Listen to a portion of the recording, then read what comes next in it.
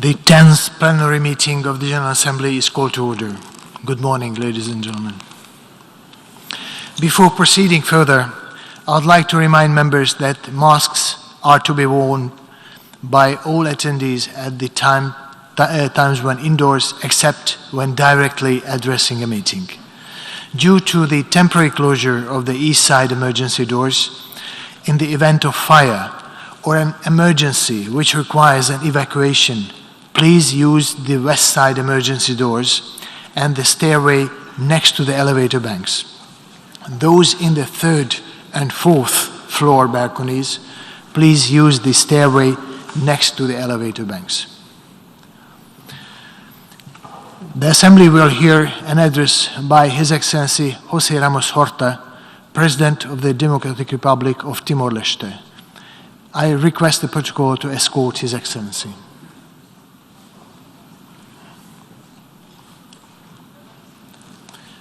On behalf of the Excellency, I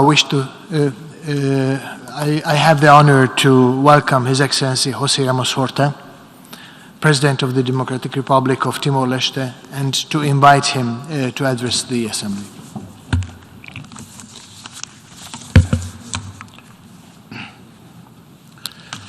Thank you, Mr. Chairman, Mr. President. It's an honor to return to this Assembly of Nations once again as President of my country, for which I was re-elected 5 months ago. I'm conscious of time, so we have distributed my full speech, and I will skip over many pages as courtesy and respect to this Assembly. Like almost every country on the planet, Timor-Leste endured multiple climate change catastrophes, prolonged dry season, followed by floods, the COVID-19 pandemic, and now the global economic impact of Russia-Ukraine-NATO confrontation. We had minimal direct impact of the COVID-19 pandemic in terms of hospitalizations and fatalities. More children died of dengue than COVID-19. But the policies we undertook to prevent the spread of this insidious virus, such as curtailing free movement of people and goods, inevitably impacted on the livelihood of rural and urban people across the country. Farmers and traders suffered the most. To protect our children, we closed down schools, even though we knew that this decision would have serious detrimental consequences for the hundreds of thousands of our children and youth who had to miss school and miss out on the 1 meal a day program, which provides a meal for every child in schools across the country. In the very early days of the onset of the pandemic, our health authorities and WHO and other UN agencies on the ground scrambled, worked hard day and night to prevent the much feared virus from killing our people. Thanks to the prompt actions taken by the government, supported by our partners and friends, we avoided a public health crisis. Australia proved to be a true sisterly neighbor, promptly delivering every assistance our fragile health system required. We are deeply grateful for the speedy, generous action taken by the Australian government in deploying medical specialists, ventilators, and intubation equipment, training local staff. When a vaccine became available, Australia provided us beyond our needs, enabling the vaccination of more than 72% of our people, including children, in record time. Government and civil servants who at times move at a tropical, leisurely pace quickly drafted a COVID prevention and economic recovery strategy, which included cash transfers and food baskets for every low-income household. We are grateful to COVAX for the initial shipments of vaccines. We are grateful to New Zealand, Republic of Korea, Japan, China, the European Union, Portugal, and the US for their generous support in kind and cash.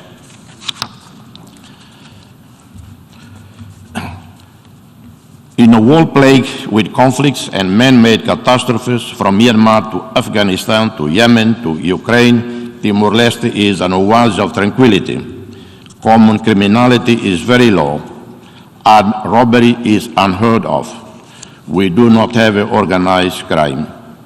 Our Catholic majority population, 98%, and the Protestant and Muslim brothers and sisters communities live side by side in total harmony. Timor-Leste does not have a single case of ethnic or religious-based tension and conflict. In 2023, Timor-Leste will hopefully gain WTO accession. Another natural extension of our country's regional and global economic integration. ASEAN and WTO accessions are driven by Timor-Leste's own economic interests, such as domestic economic reform process to ensure healthy, enabling environment for FDIs and national investment and diversification of our economy. ASEAN membership is a strategic imperative, as important as Timor-Leste's stability and prosperity, as much as peace and prosperity in Timor-Leste should matter to ASEAN. As much as peace and prosperity in our neighborhood benefits all, conflicts or threats of and risks originating in one country inevitably impact on others. At independence 20 years ago, we had only 20 medical doctors. Today, we have more than 1,200 doctors for a population of 1.5 million. These would not have been realized without Cuban solidarity.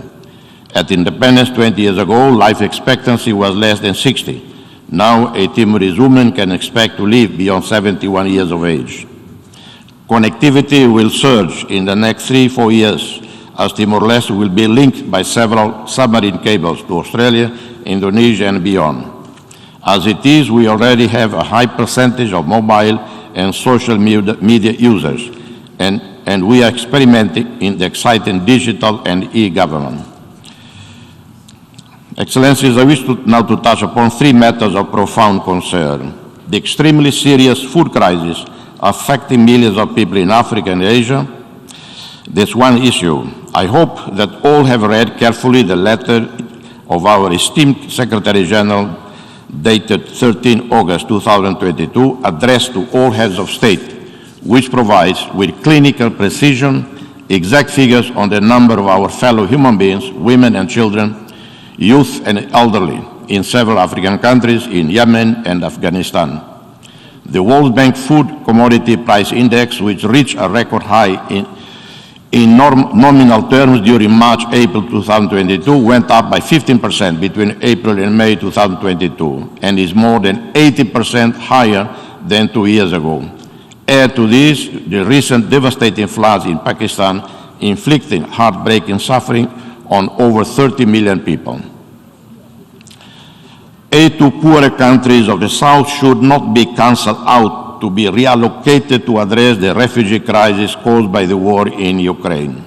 In 2015, donor countries reallocated their ODA commitments to the North African, Syrian, Afghan, and Iraqi refugee crisis flowing into Europe, causing an estimated 15% drop in total aid.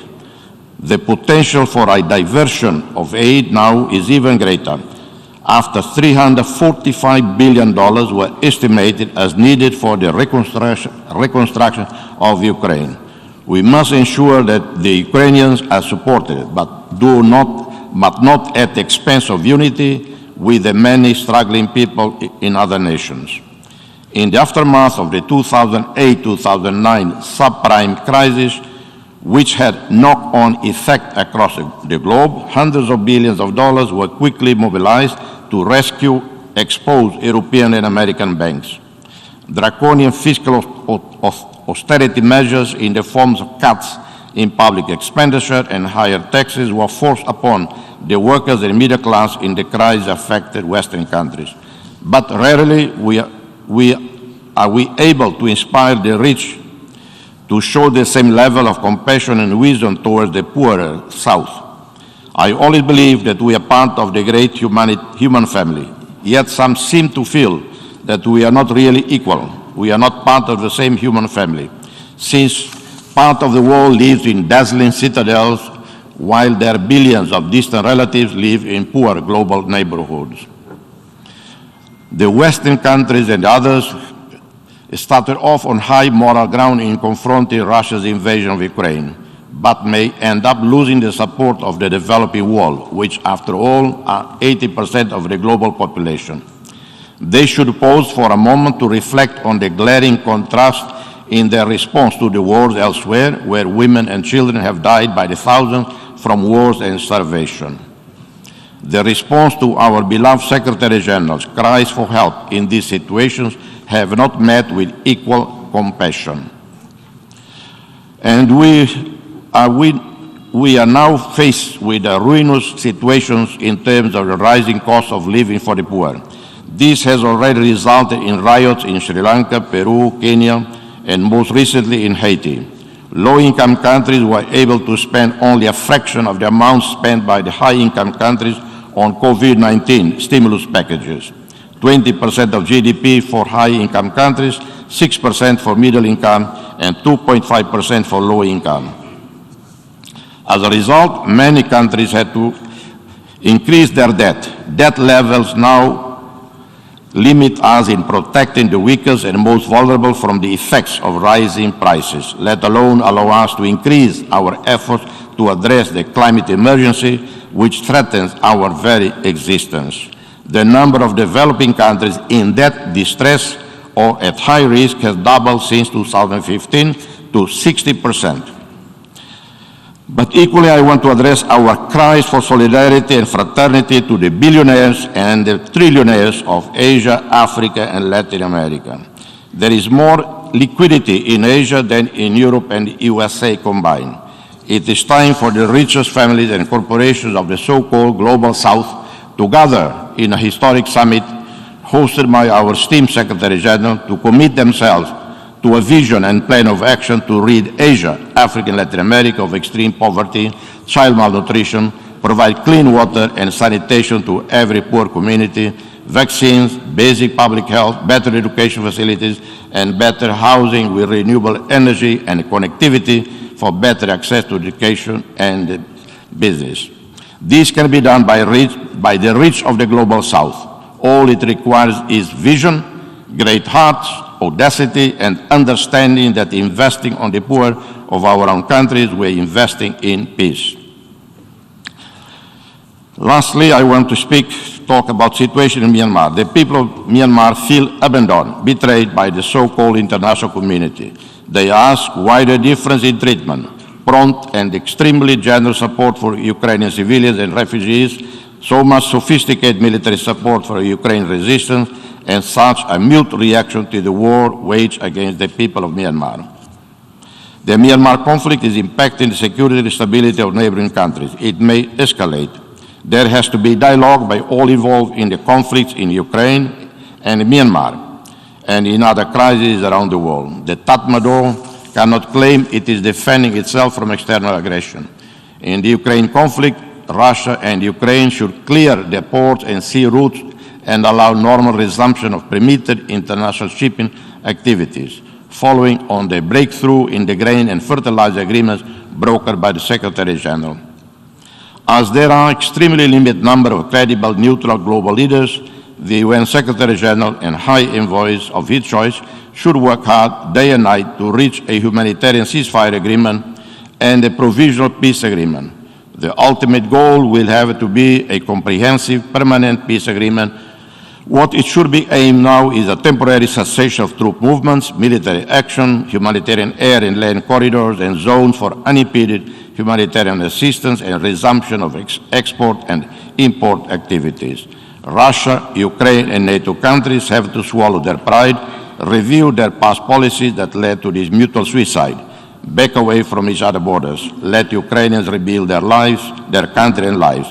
Let Russians retreat with security to their borders. I thank you, Your Excellency. On behalf of the Assembly, I wish to thank the President of the Democratic Republic of Timor-Leste for the statement just made. And I request Protocol to escort His Excellency. The Assembly will hear an address by His Excellency Paul Henry Sandaogo Dafmiba, President of FASO, Head of State, President of the Council of Ministers of Burkina Faso. I request protocol to escort His Excellency.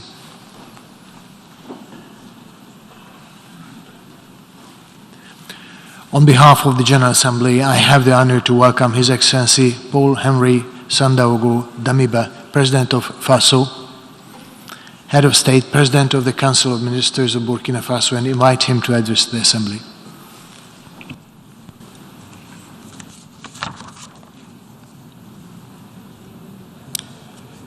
Monsieur le Président, President, Monsieur le Secrétaire général des Nations Unies, Secretary General of the United Nations, Mesdames et Messieurs les chefs de ladies and délégation, gentlemen, heads of distingués delegation, délégués, distinguished delegates, Mesdames et Messieurs, ladies and gentlemen. Monsieur le Président Zaba Kourouzi, President je voudrais, avant tout Shaba propos, Kourouzi, vous adresser mes at vives the et outset, I chaleureuses should like to félicitations congratulate you pour votre brillante warmly élection for your à la election présidence de la to 77e the session presidency of the ordinaire 77th session de l'Assemblée générale the de General l'Organisation Assembly des Nations Unies. of the United Nations. J'ai l'assurance que votre grande I am expérience, sure that your great votre bonne experience, connaissance du système des Nations Unies knowledge of the et United votre Nations engagement system bien connu en faveur de your la diplomatie commitment multilatérale to multilateral diplomacy seront le gage du succès de votre mandat. will ensure the success of your Je mandate. puis à présent vous assurer du plein soutien Allow me to assure you de la of délégation du the Burkina full Faso support of the delegation of dans Burkina Faso l'exercice de votre lourde charge et in pour le succès. exercising your nos mandate travaux. and Mes achieving success in félicitations your vont work. également à l'endroit de I votre also prédécesseur, congratulate your predecessor, Monsieur Abdullah Shahid, Mr. Abdullah Shahid, pour la manière remarquable avec laquelle for the remarkable way il a présidé les travaux in which he de la 76e session presided over the work ordinaire of the de 76th l'Assemblée session générale. of the General Assembly.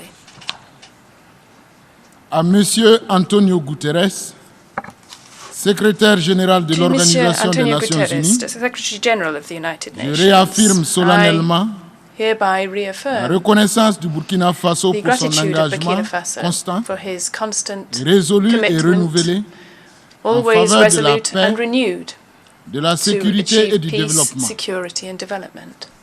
C'est l'occasion pour moi de saluer en I ces seize lieux this opportunity la tenue du to sommet sur la commend the transformation de holding of the l'éducation summit on transforming education, qui a permis une large mobilisation des which acteurs allowed du monde for de l'éducation.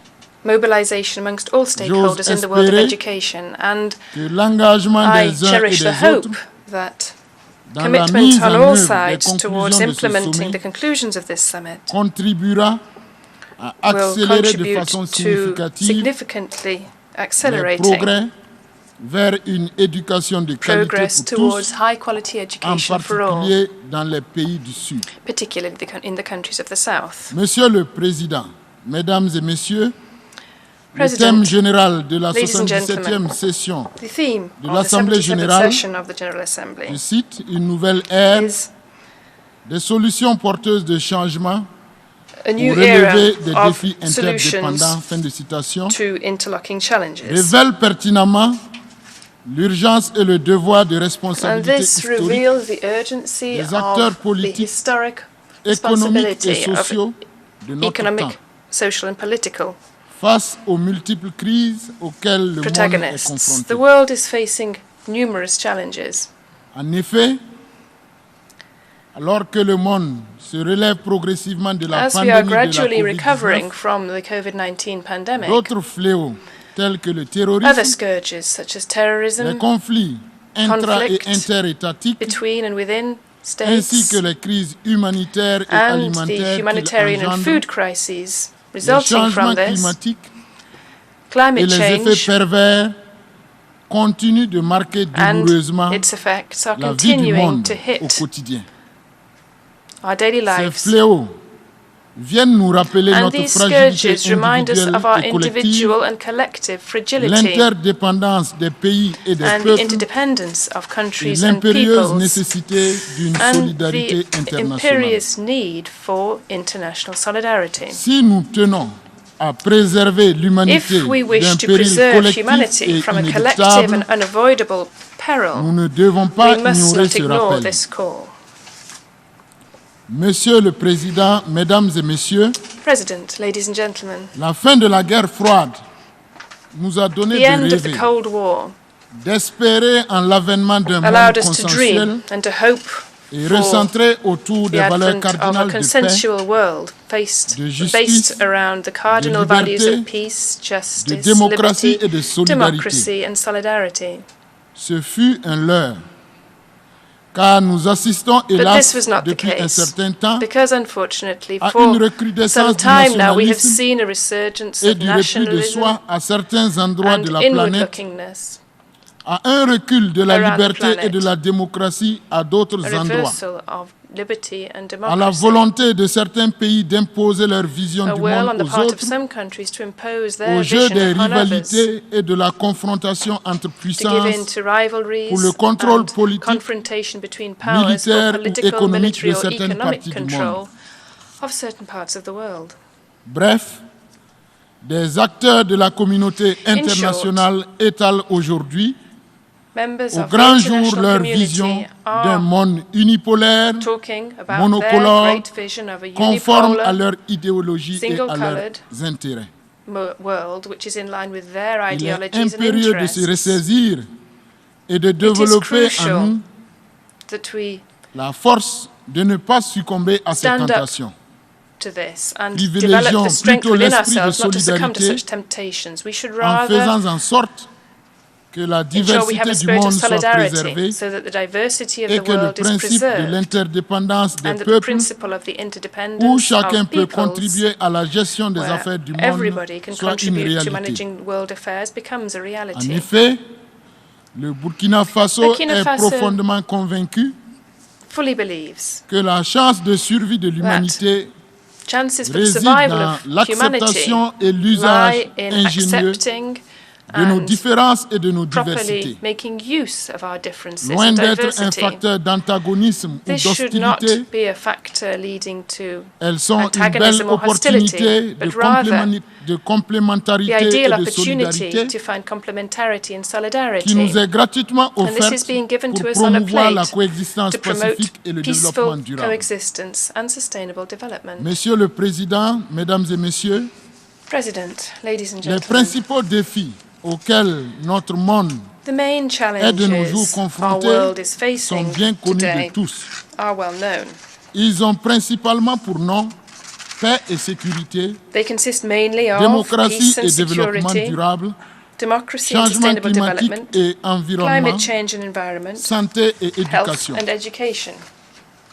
Nous pouvons ensemble et seulement We ensemble can, relever ces together défis. and only together, Pour cela, meet these nous challenges. devons essayer d'aller au-delà de nos intérêts To do this, individuels we et need to move particuliers beyond our own souvent facteur individual de interests, which often, pour entretenir des lead to relations crises apaisées les uns envers in les order autres. to ensure a serene relationship J'invite with one donc another. solennellement I tous les therefore acteurs de la communauté invite internationale, all actors qu'ils and soient du protagonists nord of ou the du international sud, et community, quel que whether soit they leur come from the niveau de north or the puissance south, and politique, whatever their levels of économique political, ou economic or militaire, military à power, s'inscrire dans une telle démarche. Monsieur le Président, to join in Mesdames et with this Messieurs, movement.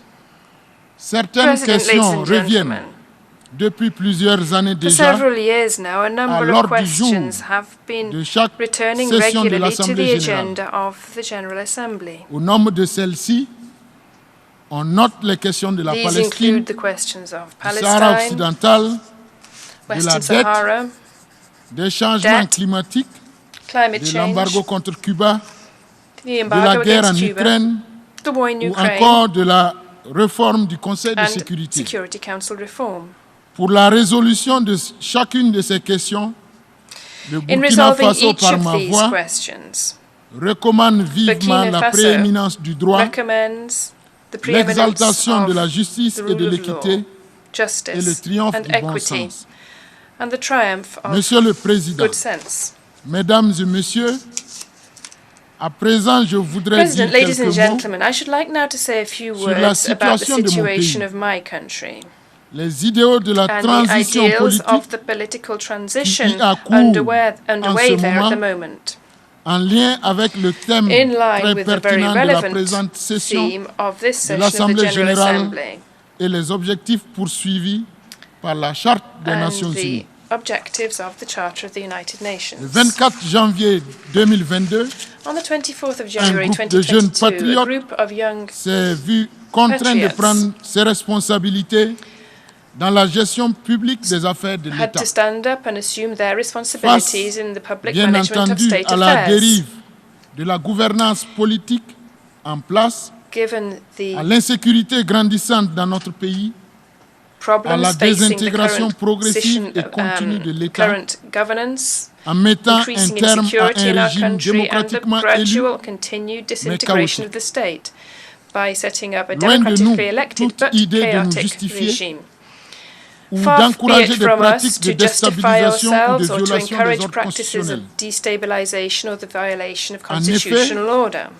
Si dans l'absolu, le mouvement du 24 Indeed, janvier dernier est whilst illégal the movement of the et peut 24th of être January répréhensible is au regard des illegal principes in chers aux absolute Nations terms Unies and perhaps et à reprehensible la in communauté terms of the internationale dans principles son held ensemble, dear to the United Nations and the nous international pensons que community as cette a whole, interruption we de do l'ordre believe that constitutionnel this interruption of au regard de ce constitutional qui order, prévalait était nécessaire given et the prevailing indispensable. situation, was necessary and Elle indispensable. était surtout It was, une above question all, de survie an pour issue notre of nation. survival for our C'est nation. pourquoi ce mouvement axé sur la Which is sauvegarde why du this territoire et la movement, refondation centered upon a safeguarding connu une and légitimité recasting our populaire réelle territory, met dans true l'opinion popular publique legitimacy de notre within pays. public opinion of our country. Ces enthousiasmes et adhésions This populaires enthusiasm and prévalent public encore support aujourd'hui still prevail à l'endroit des autorités de la transition que with je regard conduis to the depuis maintenant 8 transitional mois. authorities who I have now been leading for 8 months. En effet, la situation sécuritaire au Burkina Indeed, the Faso security situation in Burkina a connu Faso un début de dégradation en began to 2015 deteriorate in avant de 2015, culminer en with this 2020 process et culminating 2021. in 2020 and 2021. Les récents événements qui ont perturbé The la marche recent démocratique events de mon causing pays upheavals in the sont le democratic résultat de l'absence de réponse idoine process of my à cette country are the crise result of a sécuritaire lack of responses to et d'une the gouvernance security crisis politique and calamiteuse to disastrous qui ont political engendré, entre governance, autres, which led inter alia le plus to grand nombre the de greatest déplacés number internes of dans l'histoire internally politique displaced de notre persons in the pays political history of et our de notre country sous-région, and our sub-region. soit 1 That is 520 012 personnes à la 1,520,012 date people du 31 août 2022, on the 31st of August, by the une 31st of crise August humanitaire 2022, et alimentaire as sans well as a précédent, humanitarian and food dans l'histoire de notre crisis which pays, were unprecedented in our la history, fermeture de plusieurs milliers and the d'écoles closing of several et un thousand demi-million schools d'élèves and privés, 500,000 d'enseignement et pupils d'éducation, deprived of teaching and un education, marasme économique, and an induit economic par le abyss ralentissement, caused by sinon the l'arrêt de slowdown or plusieurs indeed activités the économiques halting of a number of economic telles que activities such l'exploitation as mining, minière, le tourisme, tourism, l'hôtellerie, catering l'agriculture, sector, agriculture, l'élevage, le transport, livestock, etc. transport, and so on. Ces difficultés sommairement décrites These difficulties, s'inscrivent dans un contexte described sécuritaire so briefly sous-régional here, are part of a marqué sub-regional par des security attaques context des which is différents groupes affected by terroristes attacks from qui évoluent dans le numerous Sahel, terrorist groups in the Sahel, notamment le Sahel particularly central, the central Sahel qui region, comprend which le Burkina includes Faso, Burkina Faso, le Mali et le Mali, Niger. and Niger.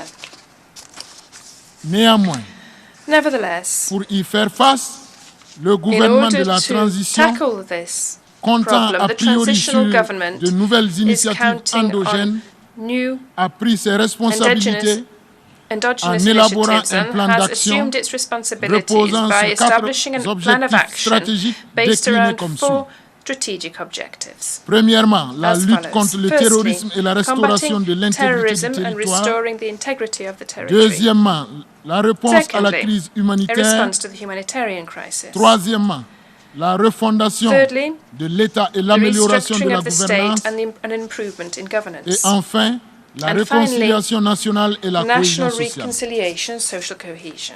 Pour atteindre ces objectifs In order stratégiques, to achieve these le strategic gouvernement de la objectives, transition a the pris transitional government has les initiatives taken the majeures following ci-après major initiatives. D'abord, la réorganisation du Firstly, dispositif de the sécurité reorganization nationale of the national security et des mechanism, actions fortes et vigoureuses and sur le strong, terrain contre le terrorisme et les groupes robust armés, actions on the ground against la terrorism lutte and armed contre groups, la radicalisation, les discours combating haineux radicalization, et la hate stigmatisation des speech, communautés, and the stigmatization of certain communities. la mise en place d'une politique de Implementing a déradicalisation policy of et de de-radicalization réinsertion and socio-professionnelle socio-professional des reintegration combattants repentis des for groupes armés, former combatants from armed le groups. soutien à la réinstallation et Support à l'insertion for the socio-économique Socio-economic des personnes reintegration déplacées of internes internally displaced et des persons and personnes those affectées par le affected by terrorisme. terrorism. Et enfin, And finally, la lutte contre la corruption, combating la corruption, promotion de la justice promoting et de l'équité, justice and equity, ainsi que l'éducation and à la paix et à la citoyenneté. education around peace and Toutefois, citizenship.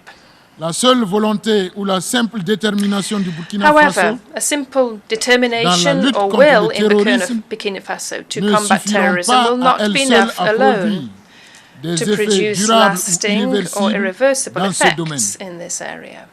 Le soutien de la communauté The support of the internationale est international indispensable community et is attendu. crucial and Ce highly soutien est expected surtout in this urgent regard. This car la support is position all the more géographique du urgent Burkina because the geographical fait de position lui of un Burkina verrou pour makes it freiner into a l'expansion du linchpin terrorisme for halting the vers les expansion of pays terrorism côtiers towards comme coastal le Bénin, countries such as la Benin, Côte d'Ivoire, Côte d'Ivoire, le Ghana et le Togo. Ghana and Togo. Monsieur le Président, Mesdames et Messieurs, President, ladies and gentlemen, la stabilité, la the sécurité et la paix stability, au Sahel security and peace ne sont pas of the seulement une Sahel are affaire not des pays de cette only région. a matter for the Dans countries la of that mesure où region, la situation qui in the prévaut sense aujourd'hui that dans the les pays prevailing du Sahel situation in the countries est of la the Sahel résultante, faut-il le rappeler, is the result, I recall, d'une migration du phénomène du of a terrorisme, migration of the nord terrorist vers le phenomenon sud from du the continent. north to the south of the continent. Ce qui se passe What aujourd'hui is au happening Sahel, today in the de Sahel, par ses effets transfrontaliers, because of its cross-border est un effects, problème is qui a met en problem jeu la paix et la which sécurité imperils internationale. international peace and security. Dès lors, It il is est therefore important que la communauté imperative for the internationale s'en international préoccupe community et s'en saisisse davantage. to take Les greater account efforts of this and jusque-là tackle déployés it. Efforts sont certes deployed salutaires, thus far mais restent are en deçà welcome, des but attentes au fall regard de below la réalité du expectations terrain. regarding the realities on the ground. Au demeurant, I je should salue like here l'initiative to du welcome the président de initiative l'Union of the africaine President of the African Union et du and the secrétaire Secretary général des General of the Nations United Unies Nations de mandater to le mandate président Mamadou President Issoufou Mamadou Issoufou pour conduire to une lead mission a d'évaluation joint stratégique strategic conjointe evaluation Union mission africaine between the ONU African Union sur and la the sécurité UN au Sahel. on security in the Une Sahel. mission This qui mission devrait aboutir à should l'élaboration result de in recommandations establishing recommendations sur la manière de renforcer as to la réponse how internationale best to bolster à la the crise international sécuritaire au response to Sahel. the security crisis in the et ce, Sahel, en vue d'y trouver une solution globale et with a view durable. to achieving a global and enduring lance solution. Un appel aux I partenaires techniques call et upon financiers, our bilatéraux bilateral et and multilateral multilatéraux, technical and financial pour partners soutenir le plan d'action to de la support transition the transitional action adopté plan le 6 mai adopted on dernier. the 6th of May.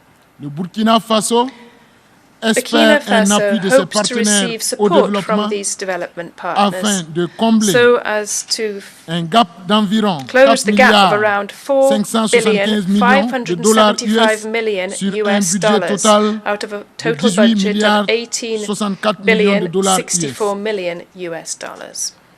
Le gouvernement a également entamé The government l'élaboration has d'un programme also d'urgence de la launched transition the establishment of qui sera a consacré aux projets prioritaires transitional emergency innovants program, which et will à be fort devoted to impact sur les priority conditions de vie des projects of an populations innovative nature with a great pour impact lesquels on the daily lives of il our compte people. sur la And we are mobilisation counting des upon the amis mobilization et partenaires of du our Burkina Faso. friends and partners to do this. Monsieur le Président, Mesdames et Messieurs, President, ladies and gentlemen, les autorités de la the transition au transitional Burkina Faso authorities in Burkina Faso sont are conscientes aware de leur of our responsabilité devant le peuple responsibilities burkinabé to the Burkina et de leur people devoir and vis-à-vis our de la duties communauté to the internationale. international community. Qu'il soit clair pour tous, Make elles no ne s'y mistake about this. déroberont We pas. will not evade these responsibilities. Conscientes de leurs responsabilités, The transitional les authorities are autorités aware de of their la transition sont responsibilities, therefore, parvenues le and 3 juillet dernier achieved and managed on à the un 3rd of compromis July dynamique to reach a avec la dynamic communauté économique commitment des États de with the l'Afrique de Economic l'Ouest Community of West African States, sur une durée de la ECOWAS, transition fixée à regarding a 24 mois timeline pour for the compter du transition 1er which will juillet last for 24 2022 months from the 1st of July et la 2022 nécessité de onwards. mettre en place And also the need un to mécanisme de establish suivi d'évaluation de la transition a autour monitoring des evaluation indicateurs relatifs mechanism à la regarding the sécurité, transition au retour and des services de security l'État indicators, dans les zones occupées, as well as ainsi the qu'au return of retour state des personnes services déplacées. to occupied areas Je and the reste return of convaincu displaced persons. que des avancées I significatives fully dans ces believe trois that domaines significant progress in these areas permettront will de allow créer us les to conditions put in favorables place pour la conditions tenue favorable to the d'élections holding of crédibles credible, et transparentes transparent en vue d'un elections retour with a à view l'ordre to a constitutionnel return to normal. normal constitutional order. Ces avancées ne seront possibles Such que grâce progress will à un only appui be conséquent possible de la communauté thanks to internationale significant support from que the j'appelle de tous international mes vœux community, du haut de cette tribune. upon whom I call Je from saisis this par ailleurs rostrum. l'opportunité que I m'offre also cette tribune seize the opportunity offered pour to me here remercier to thank tous les partenaires all techniques et our financiers bilateral, multilateral bilatéraux, and private multilatéraux et privés technical and financial qui partners nous accompagnent who ou have qui ont been promis de nous supporting us or accompagner. who have promised to support us. Je voudrais également inviter In the ceux qui ne future, l'ont pas encore I fait should also like to invite à those se who have not décider yet pour done nous so rejoindre et to nous take the accompagner dans decision notre to élan join de us and to reconstruction support us in et de our consolidation de notre tissu reconstruction économique, and in consolidating social our et economic, sécuritaire. social and security fabric. Monsieur le Président, Mesdames et Messieurs, President, ladies and gentlemen, les populations de nos pays, the people of our qu'elles soient countries, riches ou whether they be pauvres, rich or poor, puissantes ou faibles, powerful or ont weak, besoin d'un monde sécurisé need et en a paix safe, où peaceful chacun peut world vivre en where toute they can quiétude all et exercer live pleinement ses droits. serenely and fully exercise their Or, rights. la région du Sahel, However, the aujourd'hui, Sahel est un region concentré de today groupes armés is a qui hotbed of sévissent à armed travers le groups monde. who are holding sway Ces throughout groupes the world. constituent une menace These groups are a qui threat pèse non seulement sur la not only sécurité de upon the cette région, security of this region, but mais also aussi sur la sécurité upon the du reste du security monde. of the rest of the world. Si rien n'est fait pour venir en aide If nothing is de done manière to décisive come to et their urgente aid decisively and aux pays de urgently cette région, in the l'on countries of this court le risque region, we d'une run the déflagration risk du terrorisme dans les pays du of Golfe a de la Guinée, resurgence of terrorism in Golfe de Guinée, the countries of the puis Gulf of sur Guinea, le reste du and monde, then in the rest of à the commencer world, par l'Europe, starting in continent le Europe, plus proche which is de the l'Afrique. closest continent to Africa.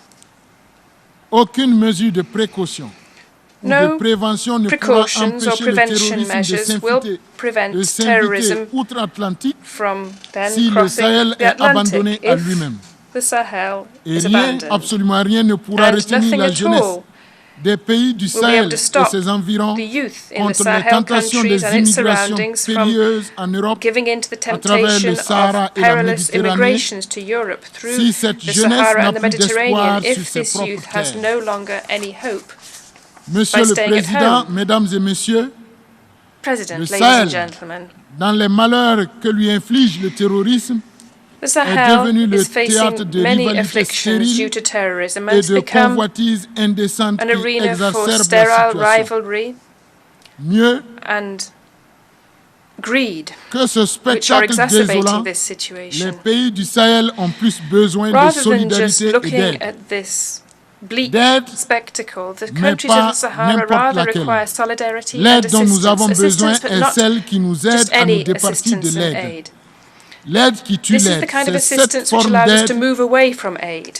Aid killing aid est in a conforme way, à nos and this is convictions the kind of et celle assistance qui which is in respecte line notre with our dignité. convictions and respects our Monsieur le dignity. Président, Mesdames et Messieurs, je President, voudrais ladies and gentlemen, terminer mon propos to conclude, en invitant encore I tous should les like acteurs de once la again to communauté invite internationale all à those plus in de the international solidarité community to les exhibit uns greater envers les autres, solidarity to one car c'est la meilleure another. This façon de is the relever les best way défis to meet the de challenges notre temps we face in our et de time préserver les intérêts de and to tous. preserve the interests of all. Raoul Folero Raoul disait que nul Folero n'a le droit said d'être that heureux tout nobody seul. has the right to be happy alone. Alors, faisons en sorte So let us qu'il n'y ensure ait plus that there d'enfants are mal no nourris et sans more éducation, ill-fed, ni uneducated children, qu'il n'y ait plus de jeunes sans that there are formation no et sans young people emploi, without training and without qu'il n'y ait jobs, plus de paysans sans terre that there are pour no vivre longer dignement, those qu'il n'y ait living in plus rural areas de without lands travailleurs allowing them to live opprimés with dans leurs dignity, droits, that there are no longer que workers who are l'abondance oppressed and lose their rights, des uns ne soit pas la cause du that dénuement abundance for des autres, some does not mean que la lean years force for ne others, prévale pas sur la vérité that et la justice, force does not prevail over et truth enfin and justice, que les raisons de notre and égoïsme finally ne that our l'emportent jamais sur selfishness les exigences never de la dignité de l'homme et du peuple. predominates over dignity for Le Burkina Faso, humankind and for all peoples. je vous en conjure, ne ménagera aucun I effort can assure you that Burkina pour Faso apporter will spare sa no contribution efforts to provide its à contribution to l'édification d'un building monde a meilleur, better, more paisible, peaceful and solidaire et prosperous world prospère. in Je solidarity. vous remercie. I thank you. On behalf of the Assembly, I wish to thank the President of FASO, Head of State, President of the Council of Ministers of Burkina Faso, for the statement just made, and I request the protocol to escort His Excellency. The Assembly will hear an address by His Excellency Nikos Anastasiadis, President of the Republic of Cyprus, and I request the protocol to escort His Excellency. On behalf of the General Assembly, I have the honor to welcome His Excellency Nikos Anastasiadis, President of the Republic of Cyprus, and to invite him to address the Assembly. Mr. President, Excellencies, ladies and gentlemen, with only a few months left of my 10-year tenure in office, I stand before you to address the plenary session of the General Assembly for the very last time. I would have wished nothing more than for this address to have been a reflection of positive developments in what humanity has had to face or is facing. Like all of you, I would like to have applauded the results of the implementation either of the provisions of the UN Charter or of the decisions and resolutions of the General Assembly and the Security Council, which would have assured that any threats or attempts to bring into question the sovereignty, territorial integrity of any UN member state had been brought to a complete halt or minimized. That long-standing conflicts, disputes have been resolved or were in the process of being resolved in accordance always with the decisions and resolutions of the United Nations. That the need for the organization's reform would have led to the effective prevention of new threats and challenges to world peace. That through its new role, the UN would have implemented projects to effectively combat hunger and to improve the living conditions of hundreds of millions of people in dire need of aid. That the number of refugees and migrants forced to flee from their homes due to conflict or poverty would have been greatly reduced. That further, we would have been able to tackle social and economic exclusion, lack of adequate healthcare standards, and shortage of educational opportunities. That sustainable development would have finally become a reality of all countries and regions in need by establishing the necessary political and socio-economic conditions which led to stability, economic growth, and institution building. That measures for the prevention of climate change and its devastating consequences would have been implemented consistently by all parties involved. That terrorism and religious fundamentalism would have given way to tolerance and understanding. That the trillions of dollars spent on destructive weapons would instead have been spent on actions and programs aiming to bridge the gap between rich and poor states. And finally, that multilateralism would have been the guiding doctrine of all states. Your Excellencies, ladies and gentlemen, in addressing the General Assembly in 2018 and referring to the weakness of dealing with the same problems, I had wondered, and I'm quoting, how is it then that we come back again and again, year after year, as a kind of ritual, to attest to the dismal lack of effectiveness for some and the embellishment attempt for others, for what is in fact our inability to fulfill the aims of the UN Charter. And I was continuing, why do the decisions of the Security Council remain in their overwhelming majority sheer certificates attesting violations? Why is international law and international agreements not implemented?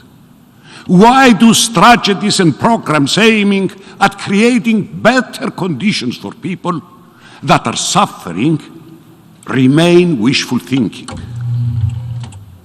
Esteemed friends, although I'm well aware that what I am about to say is well known to all of you, for the sake of history, I cannot but relay some truths which are leading to a declining path and gradual loss of credibility of the United Nations, an organization which was formed right after the Second World War to prevent new disasters, provide protection and hope to those in need of effective protection and action against all the challenges I have already mentioned. I know that what I'm saying may be outside the bounds of diplomatic etiquette, but I do believe that the obligation of each leader before history is not to overlook failings and shortcomings in favor of wishful thinking or flattery. That is why I will proceed with a review not just of the reasons which have transformed the organization into a repository of problems, but also to what states are required to do in order to provide credibility to the organization, as well as the ability to effectively impose international legal order or to consistently implement decisions and programs for the benefit of humanity. Ladies and gentlemen, in my opinion, the weakness and inefficiencies of the United Nations is due to, first, the fact that the international law is preceded by financial or other interests of powerful member states. Second, that despite the end of the Cold War, alliances based on common interest lead to tolerance towards states which violate international law if the offender is under their sphere of influence. Third, the resurgence of hegemonic tendencies by some states with the aim of creating new empires at the expense of smaller states and in violation of international law. Fourth, despite the declared intention of the Secretary General of the United Nations to proceed with the much needed reform and modernization, as well as its modus operandi and decision-making process, the lack of willingness on the part of the aforementioned states has not allowed for the implementation of such a change. And fifth, as a result of the same political expediencies, the United Nations, unfortunately, adopts an equal distance stance even when faced with the violation of decisions, resolutions, and defined scope and terms of reference specified to the Secretariat.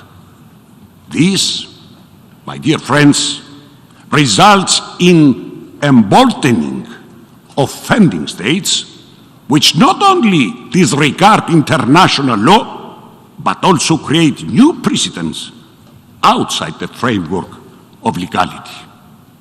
Mr. President, I have set out the main reasons for the lack of effectiveness and also the weakness of the UN to live up to the expectations of billions of people. I know I may be considered as a romantic ideologist, but I believe that recent events and problems affecting the world do not leave any choice other than the taking bold but necessary decisions, such as identification of the causes that lead to unnecessary rivalries and conflicts, and renewal of our commitment to a global order based on international law. A global order which ensures that peace, security, human rights, and sustainable development remains the highest values which we undertake to preserve and hold. B, political will and determination to proceed with the reform and modernization of the UN to a just and efficient multilateral governance system. And this reform and modernization process becomes even more imperative and urgent with the imminent danger after 77 years of a new world war following the Russian aggression and the illegal invasion of Russia to Ukraine. Distinguished friends, my reference to the need for reforms, to the structure and implementation mechanism of decision taken by the UN, does not only arise from my assessment as to other international problems, but also from what my country still endures and suffers as a result of the Turkish invasion of Cyprus in 1974. It is with deep disappointment that I heard President Erdogan claiming that, and I quote, "As Turkey, we want all issues in the Aegean Sea and the Eastern Mediterranean to be solved with the framework of good neighborly relations and in conformity with international law." How ironic is it for the Turkish president to put forward such a claim when every day he threatens to overtake Greek islands, or when he commits thousands of violations of the airspace of the sovereign and neighboring country contrary to international law? How even more provocative is it to express the desire to resolve disputes in conformity with international law when he refuses to implement numerous resolutions of the United Nations on the Cyprus problem and creates new fait accompli? How much in conformity with international law is his refusal to abide by A, the General Assembly Resolution 3212 adopted in October 1974, which urges the speedy withdrawal of all foreign armed forces and foreign military presence and personnel from the Republic of Cyprus, and the cessation of all foreign interest in its affairs, interference in its affairs. B, a resolution which, endorsed by the Security Council Resolution 365 in December of the same year. C, the Security Council Resolution 1251 of 1999, which reaffirmed its position that Cyprus settlement must be based on a state of Cyprus with a single sovereignty, international personality, and a single citizenship, with its independence and territorial integrity safeguarded in a bizonal, bicommunal federation. It also stressed that such a settlement must exclude union in whole or in part with any other country or any form of partition or secession. Mr. Erdogan last year claimed that efforts should concentrate on reaching a settlement based on the so-called realities on the ground, whilst this year he spoke about the need for everyone to see the truth and that there are two distinct states and two distinct peoples on the island today. And I am wondering, dear friends, as to which truth is he talking about. The truth that 37% of the territory of the Republic of Cyprus, an UN and EU member state, remains under military occupation. Excuse me.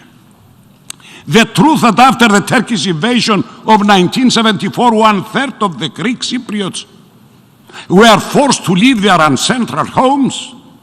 The truth that they have implanted hundreds of thousands of Turkish nationals to the occupied areas, thus altering the demographic character of the island, turning the Turkish Cypriot community into a minority in the areas they illegally occupy. The truth that Turkey has established an illegal entity in the occupied areas which is under its absolute political, economic, social, cultural, and religious control. An illegal entity, bear in mind, described by the European Court of Human Rights as a subordinate local administration of Turkey. Another question, the truth that Turkey tries to equate the state, the internationally recognized Republic of Cyprus, with the illegal secession entity.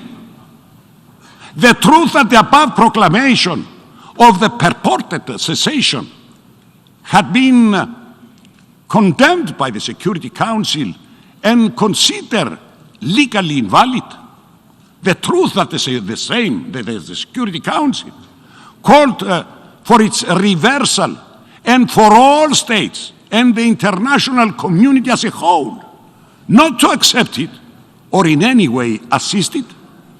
The truth that they are trying to change the status of the fenced city of Famagusta, contrary to the UN Council resolutions 550 and 789.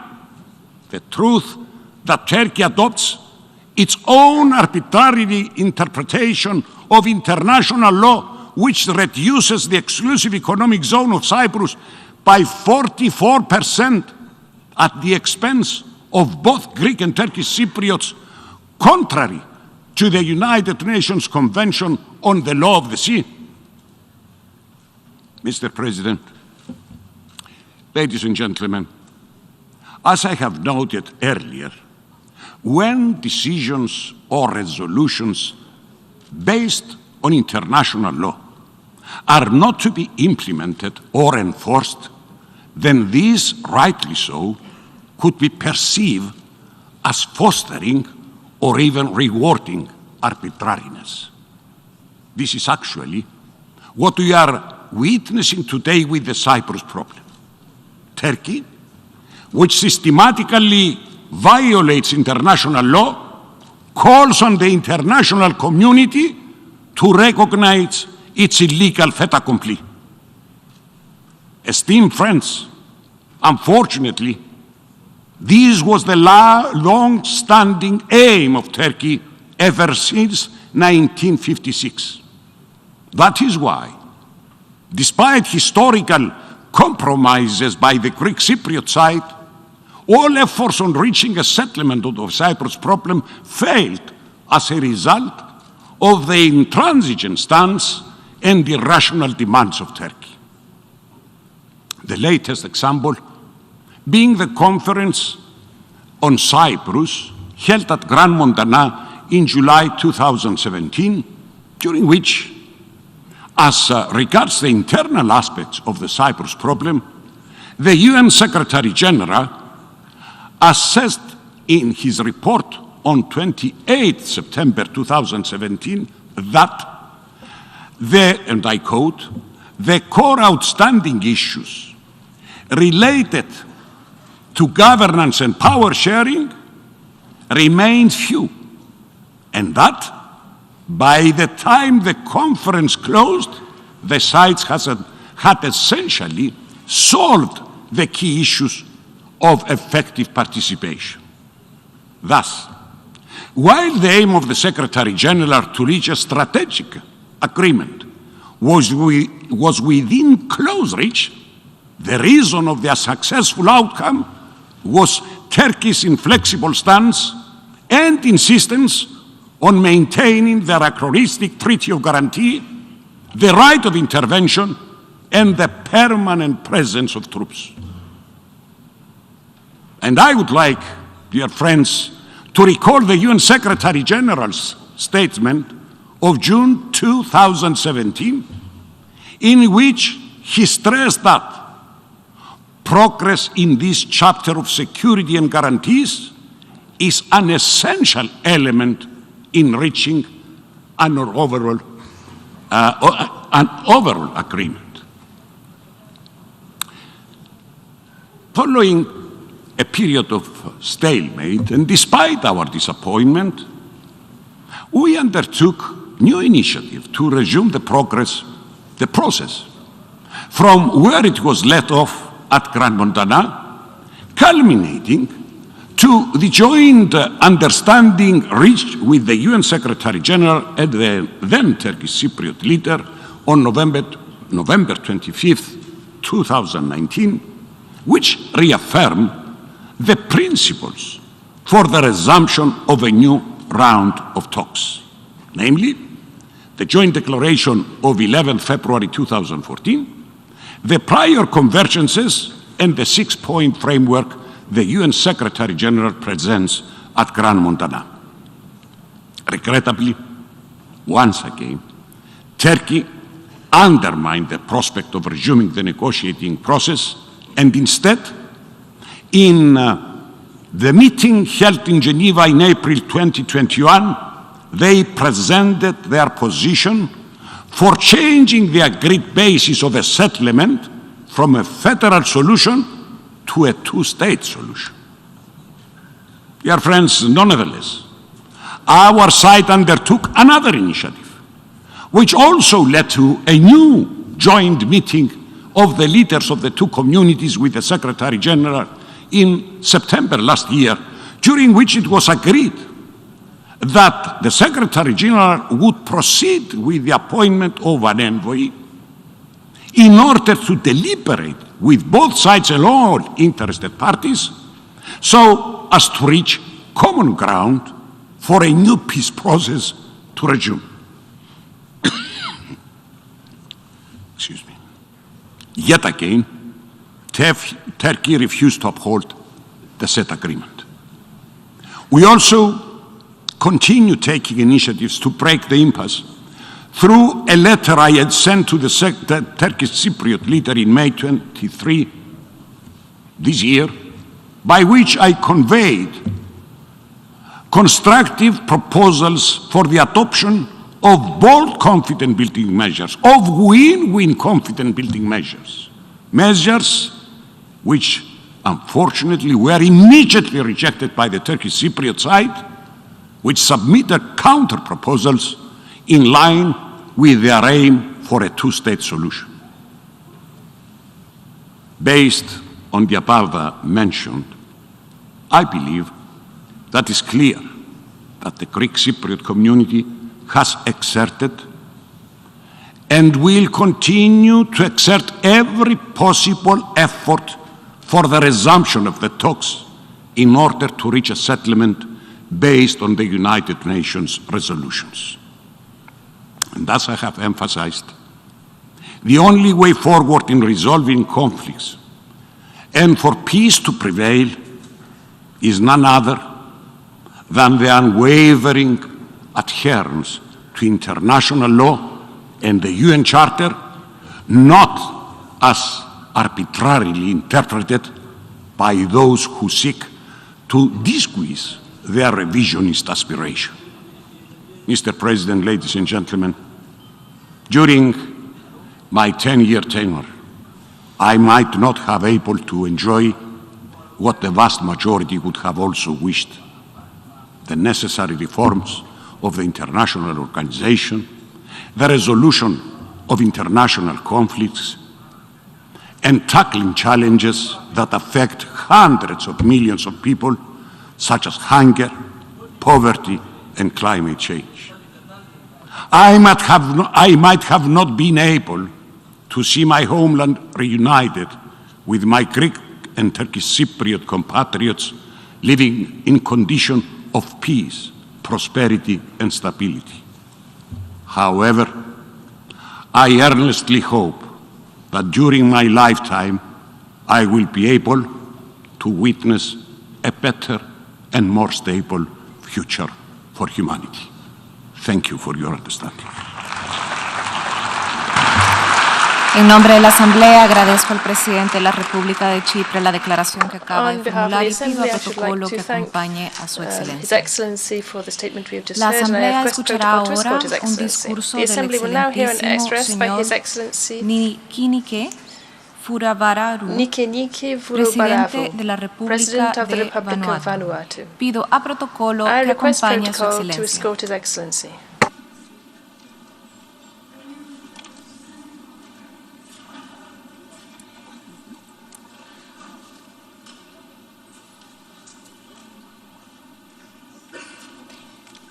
En nombre de la Asamblea General, tengo el honor de dar la bienvenida al excelentísimo señor Nikinike Furuvaravu, presidente de la República de Vanuatu, y de invitarlo a dirigirse a la Asamblea.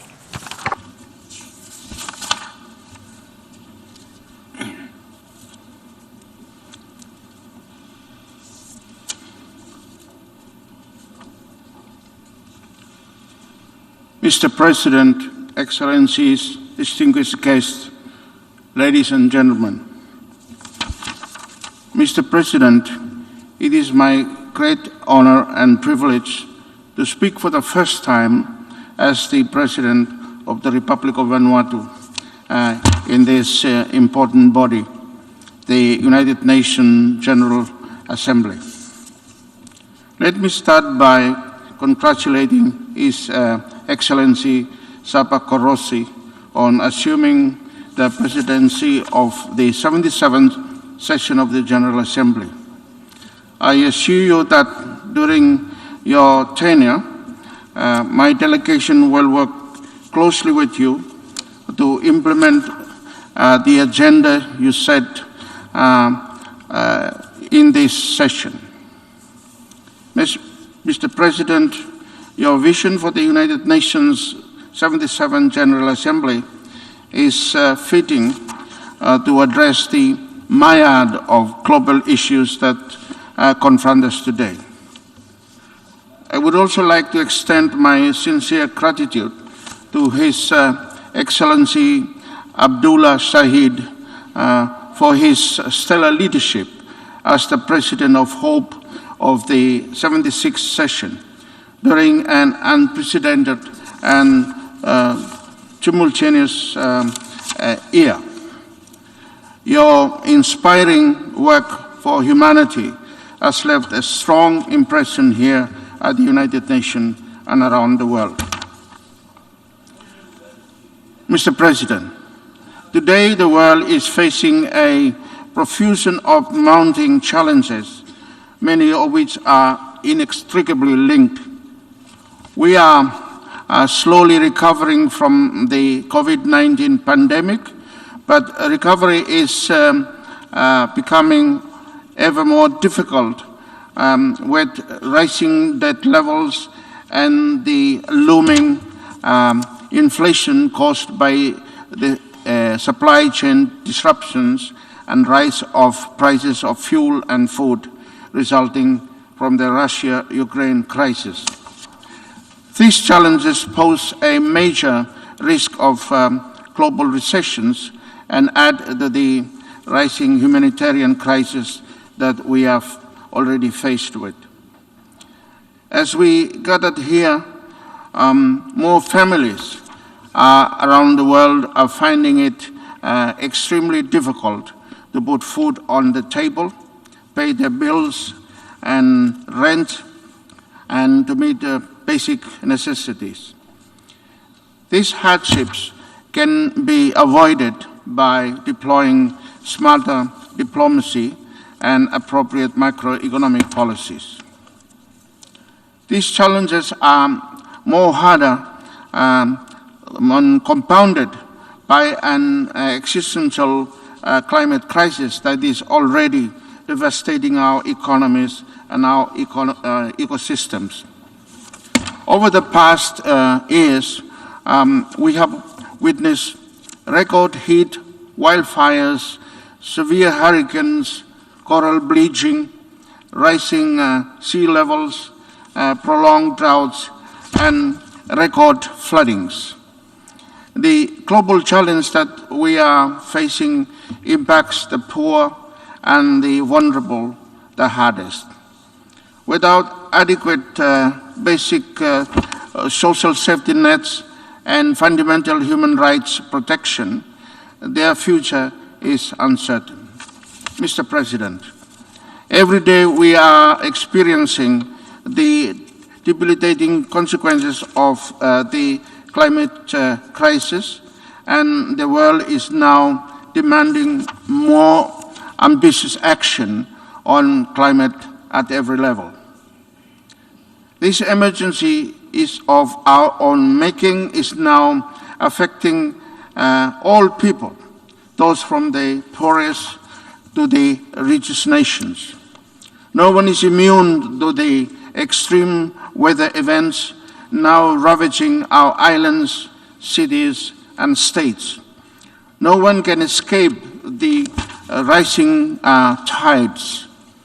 Our youth are terrified of the future world we are handing to them through expanding fossil fuel dependency, compromising intergenerational trust and equity.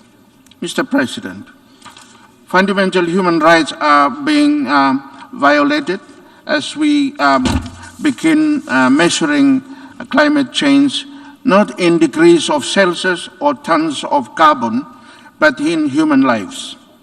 The time is up. Action is required now.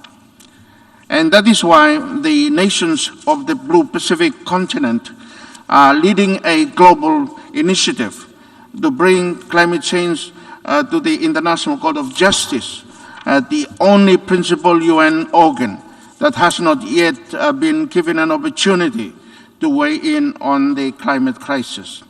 We believe that bringing climate change to the ICJ is a global public good and will further support the progressive development of international law.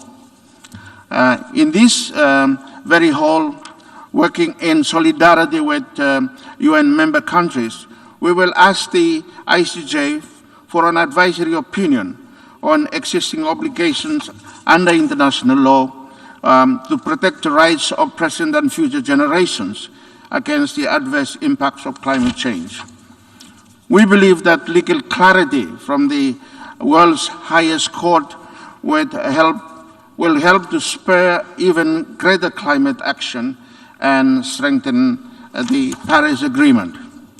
We believe in the norms and rule of international law, and we firmly believe that our existing international laws and conventions already contain critical protections for human rights and for the environment.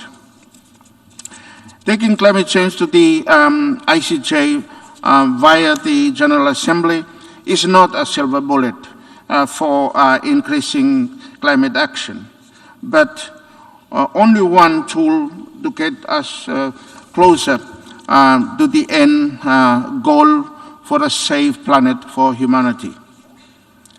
The leader of the Pacific Islands community to continue to demonstrate higher levels of climate ambition and collective action. That is why, beyond the ICJ, we are supporting several other tools to battle the existential threat of climate change. We call on states to join the group of nations proposing to include the crime of ecocide in the Rome Statutes. Acting with knowledge of severe and widespread or long-term damage to the environment can no longer be tolerated. The future of tomorrow, we are the guardians of that future. I acknowledge, congratulate, and commend the work of the Commission of the Small Islands States led by Antigua and Barbuda, Tuvalu and Palau to bring the issue of climate change as it relates to the law of the sea to the International Tribunal of the Law of the Sea. We call for the development of a fossil fuel non-proliferation treaty to face down coal, oil, and gas production in line with 1.5 degrees Celsius and enable a global just transition for every worker, community, and nation with fossil fuel dependence. It is critical that states must revise and enhance their nationally determined contributions to the Paris Agreement, as Vanuatu has completed last month, as we agreed in the Glasgow Pact at COP26. As you see, we are leaving no stones unturned as we seek solution to this climate crisis. And I particularly call on member states to support Vanuatu and our global coalition as we bring an ICJ climate change resolution before the General Assembly this season. Mr. President, the nuclear risk still remains and presents an existential threat for human species and all forms of life that inhabits the Earth. The nuclear risk is becoming even greater given the Ukraine-Russia war and the intense geopolitical tensions rapidly evolving before us. The lack of consensus on the recent non-proliferation treaty review makes it difficult to achieve nuclear disarmament. This division reveals that the NPT as a central pillar of international rules-based pillar is not seen as a priority by certain nuclear powers. This is a major cause of concern for our planet.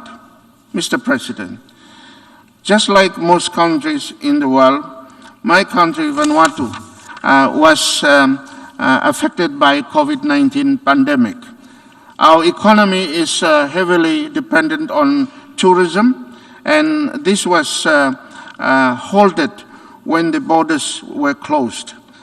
Our economic activity significantly declined, and households' livelihoods were severely affected.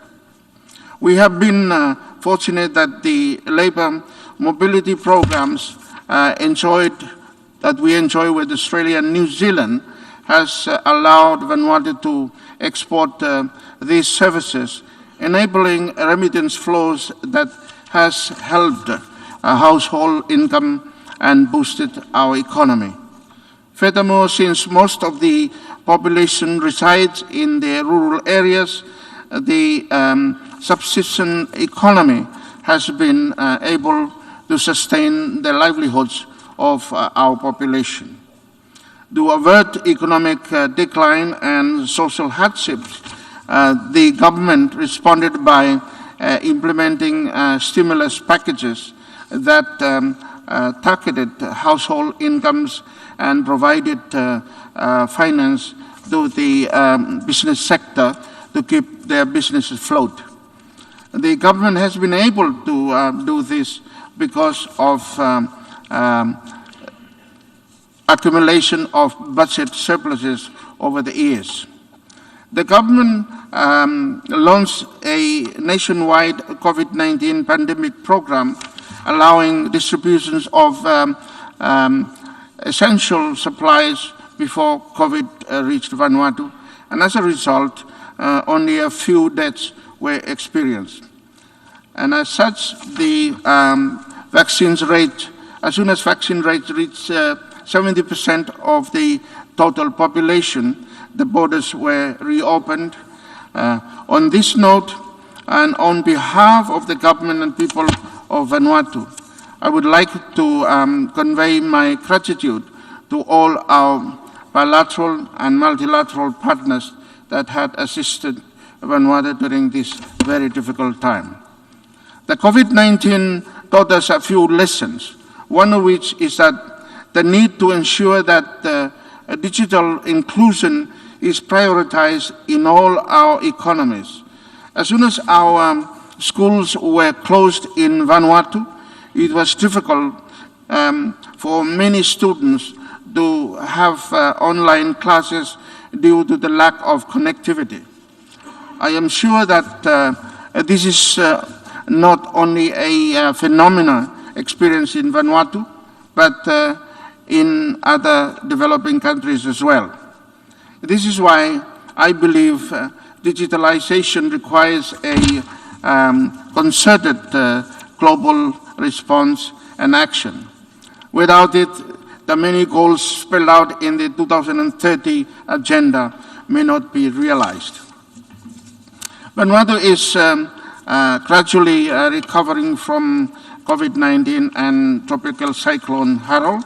The borders are opened and tourism is starting to bounce back. As it stands, we are poised for economic growth of 3% in 2022. This recovery, however, is undermined by the inflationary pressures posed by by rising prices of fuel and food. This recovery is also threatened by climate change and severe weather patterns as Vanuatu is about to enter into the cyclone season.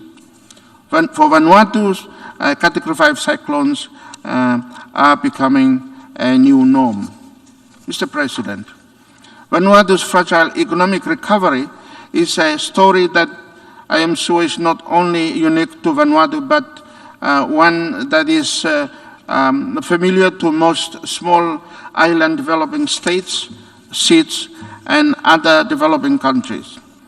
Our economic recovery would require not only the domestic policies that will spur growth and build resilience, but which would also require complementary bilateral support measures.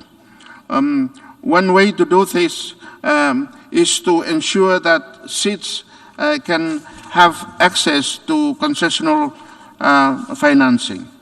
As we all know, the current international financial architecture and the criterion for concessional criterion for is inconsistent with current economic realities the SEEDs are facing. However, I am delighted to see that the Alliance of Small Island States are working with other United Nations members to craft a multi-dimensional vulnerability index with a view to access concessional financing. I join other leaders on calling on all UN members and in particular the development partners to support this very important initiative. Mr. President, our large blue ocean space has and will continue to present more complex issues that will affect the way we manage our people's livelihood.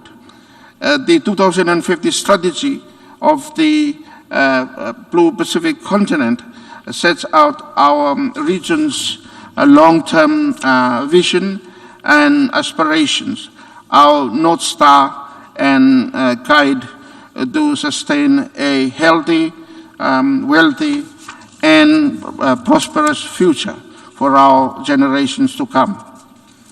At this juncture, one issue that remains gradually complex since the birth of our nation is the unjustifiable and continuous colonial claim over our traditional sovereign waters.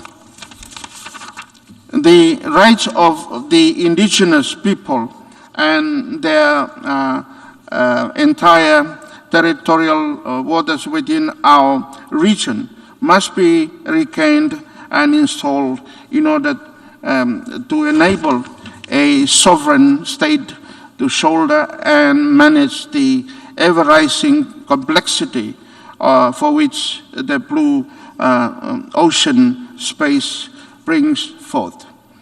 In this context, the major security and political issue for my country, Vanuatu, remains the illegal claim of the Matthew and Hunter Islands.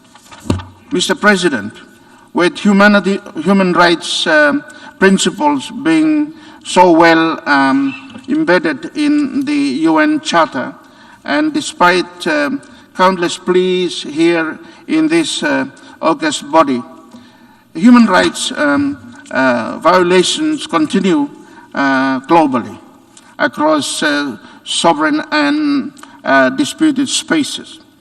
Here and across the wider Blue Pacific is no different. Drawing inspiration from the Secretary General's opening statement on Tuesday, global report cards will continue to remind our community that more still remains to be done. Mr. President, in closing, worsened by the deterioration in law and order in many areas around the world, the challenges before us are a somber reminder that we are still failing short from achieving the ideals envisioned by the UN Charter. The United Nations, as the heartbeat of multilateralism and global cooperation, remains well placed to address these challenges. I know that it can be done, but only if we trust one another and work together for the betterment of our common humanity. Our children are watching. Their future is in our hands. The time to act and lead is now. Thank you all for your attention.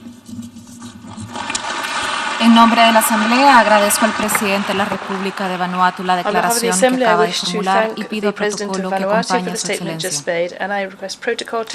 La Asamblea escuchará ahora un discurso.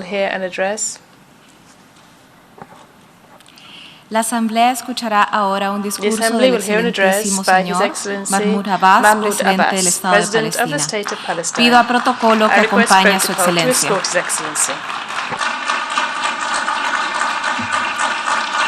En nombre de la Asamblea General, tengo el honor de dar la bienvenida al excelentísimo señor Mahmoud Abbas, presidente del Estado de Palestina, y de invitarlo a dirigirse a la Asamblea.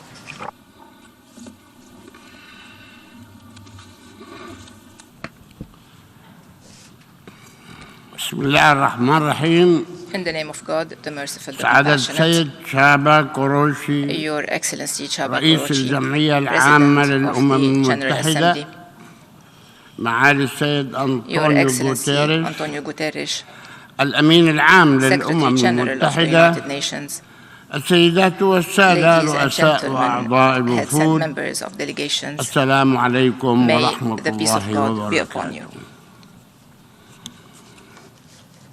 أتحدث إليكم I am باسم addressing أكثر you من today 14 on behalf of مليون more إنسان than 14 فلسطيني million Palestinians, عاش آباؤهم whose fathers and وأجدادهم ancestors مأساة النكبة have lived the منذ tragic 74 عاما، 74 ولا زالوا years يعيشون ago, آثار and هذه they are still النكبة living the spillovers of التي this هي Nakba, وصمة عار في which- جبين الإنسانية، وبالذات في جبين which أولئك is a الذين humiliation for تآمروا the whole humanity, especially for وخططوا those who ونفذوا have conspired, هذه planned, الجريمة and executed البشعة. this heinous crime. كما وأن أكثر من 5 More than ملايين 5 فلسطيني million Palestinians لا زالوا يقبعون تحت have الاحتلال been living العسكري under the الإسرائيلي Israeli military منذ occupation 54 for عاما. more than 54 years. وأقول لكم اليوم And I would like to باسم tell you today, الفلسطينيين on behalf of the الذين Palestinians, أفتخر بأنني whom واحد I am منهم، proud to belong to, أن ثقتنا بتحقيق سلام our trust in قائم the على possibility العدل of والقانون achieving a peace الدولي based on justice مع and الأسف international law آخذة is بالتراجع. unfortunately regressing بسبب السياسات because of the الاحتلالية Israeli الإسرائيلية. occupation policies. فهل تريدون أيها السيدات Do you والسادة want, ladies and أن gentlemen, يقتل to ما smother تبقى من whatever أمل في hope we still نفوسنا؟ have? لقد بات واضحا أيها السيدات It is والسادة clear, ladies and gentlemen, أن إسرائيل التي تتنكر that لقرارات Israel, which الشرعية is ignoring الدولية the قررت resolutions of the ألا international تكون legitimacy, شريكا has لنا في decided not عملية to be السلام. our partner in the peace process. فهي التي دمرت اتفاق It has أوسلو، undermined the Oslo Accords, التي وقعتها which مع it منظمة had signed التحرير with the الفلسطينية، وهي التي سعت it وتسعى has and بسياساتها still is الراهنة through its current وعن policies, سبق إصرار which وتصميم are premeditated إلى and تدمير deliberate, حل الدولتين، destroying the two-state وهو solution. ما يثبت بالدليل This القاطع proves unequivocally أنها لا تؤمن that بالسلام، Israel does not believe in بل peace. بسيادة فرض It الأمر believes الواقع in بالقوة imposing الغاشمة a status quo والعدوان. by force and by aggression. وبالتالي لم يعد هناك Therefore, شريك We do not إسرائيلي have an يمكن Israeli partner الحديث anymore to معه، whom we can talk. وهي بذلك Israel تنهي is العلاقة thus ending التعاقدية its contractual معنا. relation with us. وتجعل العلاقة بين دولة And it is فلسطين making the وإسرائيل relationship between علاقة the بين state of احتلال Palestine and Israel a وشعب relationship محتل. between an occupying state and an occupied وليس غير people. ذلك. Nothing more. وسوف لن نتعامل أيضا Therefore, نحن We will مع only إسرائيل deal إلا with على Israel هذا as such. الأساس، ونطالب And we call المجتمع upon the الدولي international community التعامل to معها deal with أيضا it as على such هذا as well. الأساس الذي اختارته هي. Israel has لم نختاره chosen نحن. that هي itself. التي We did اختارت not هذا make that الأسلوب. choice. Israel made إنها that choice. تقوم بحملة مسعورة Israel is launching a frantic لمصادرة campaign أراضينا to confiscate وزرعها our lands, بالمستوطنات to build settlements, الاستعمارية ونهب to loot مواردنا، our resources, وكأن هذه الأرض as فارغة if this land وليس is لها empty أصحاب، and has no owners, تماما كما فعلت عام exactly as it did in 1948. 1948. كما تقوم بإطلاق يد Israel الجيش is giving والمستوطنين total freedom to the army and to the terrorist settlers الذين يقتلون who أبناء are شعبنا killing the Palestinian people الفلسطيني في وضح in النهار broad daylight ويسرقون أراضيهم ومياههم looting their land and their ويحرقون water, ويهدمون burning and بيوتهم demolishing their homes, ويجبرونهم على دفع compelling ثمن them to الهدم pay for the demolition, أو يجبرونهم or على forcing هدمها them to destroy their بأيديهم homes with their own hands ويقطعون أشجارها and uproot their كل trees, ذلك all بحماية this رسمية. with an official هل protection. تتصورون Can you imagine what is happening? إسرائيل تقول للفلسطيني Israel is telling إما the أن تهدم Palestinian بيتك people, أو either you أهدمه. demolish your house or I will demolish it ولكن اهدمه myself. بيدك أحسن. But demolish it لأنني yourself إذا with your own هدمته hands, أنا it's better, because if I سأدفعك demolish it, أجرة you will الهدم. have to pay هل the سمعتم cost بهذا of في the العالم؟ demolishing. Have you هذا ever موجود heard عندنا. about this? Can you أهدم imagine what is بيتي happening? This is what is وأدفع taking الأجرة. place. I have to demolish أو my يهدم house, بيتي or they ويدفع demolish my الأجرة. house and they make me pay for it. وفوق ذلك Furthermore, سمحت الحكومة الإسرائيلية The Israeli بتشكيل government منظمات إرهابية عنصرية authorized the establishment of Jewish racist تمارس terrorist الإرهاب ضد organizations أبناء شعبنا exercising terrorism ووفرت لها against our الحماية people. They have provided وهي them with تعتدي على protection الفلسطينيين while they are aggressing the وتنادي Palestinians بطردهم and calling to ليس expel الاعتداء them وإنما from الطرد their أيضا homes. من ديارهم.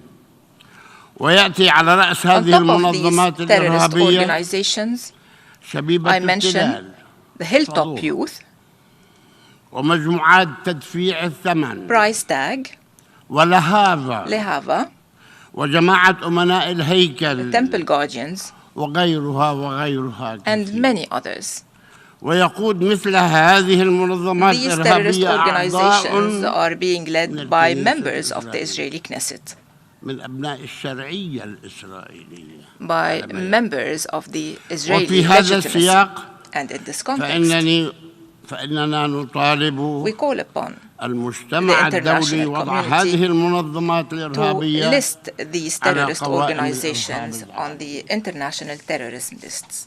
لا محل لهم إلا هذا. This is the only place they إن deserve. إسرائيل لم تبقي لنا Israel شيئا من did الأرض not leave us لنقيم any land دولتنا on which we المستقلة can في establish ظل our هجمتها independent الاستيطانية state المسعورة in the frame of its فأين frantic سيعيش settlement شعبنا؟ expansion. Where will our people بحرية live in وكرامة. freedom and dignity? أين Where سنقيم دولتنا can we المستقلة build our independent state لنعيش بسلام that مع will live جيراننا in peace with its نريد أن neighbors? نعيش We بسلام want معهم to live in peace with them, معهم with them, مع إسرائيل with Israel.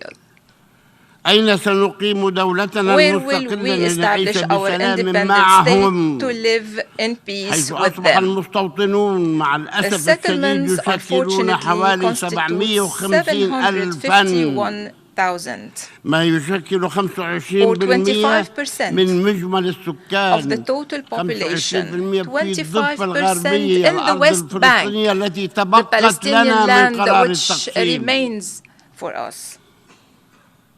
وتقتل إسرائيل أبناء Israel شعبنا is بدون killing حساب our people with كما impunity, فعلت مع الصحفية as it الفلسطينية did with شيرين the أبو Palestinian عاقلة. journalist Shireen Abu Akleh. كلكم سمعتم You have بالصحفية all شيرين heard أبو عاقلة of Shireen Abu Akleh. التي قتلت She برصاص was قناص. killed with the bullets القناص يعني of a قاصد أن sniper, يقتلها. means that the sniper deliberately اعترفت killed her, إسرائيل and بأن Israel القناص recognized نعم that the اعترف sniper قتلها recognized that he did وهي kill إلى her. جانب جنسيتها And الفلسطينية besides her هي Palestinian أمريكية nationality, she الجنسية. also has the American أتحدى nationality. أمريكا And وهي جنسيتها أمريكية أتحدى أمريكا I would أن تعاقب أو I تحاكم dare أو the United تحاكم States القتلة to الذين prosecute قتلوها. those who have killed لماذا؟ this American لأنهم national. إسرائيليون. Why? Because they are Israelis.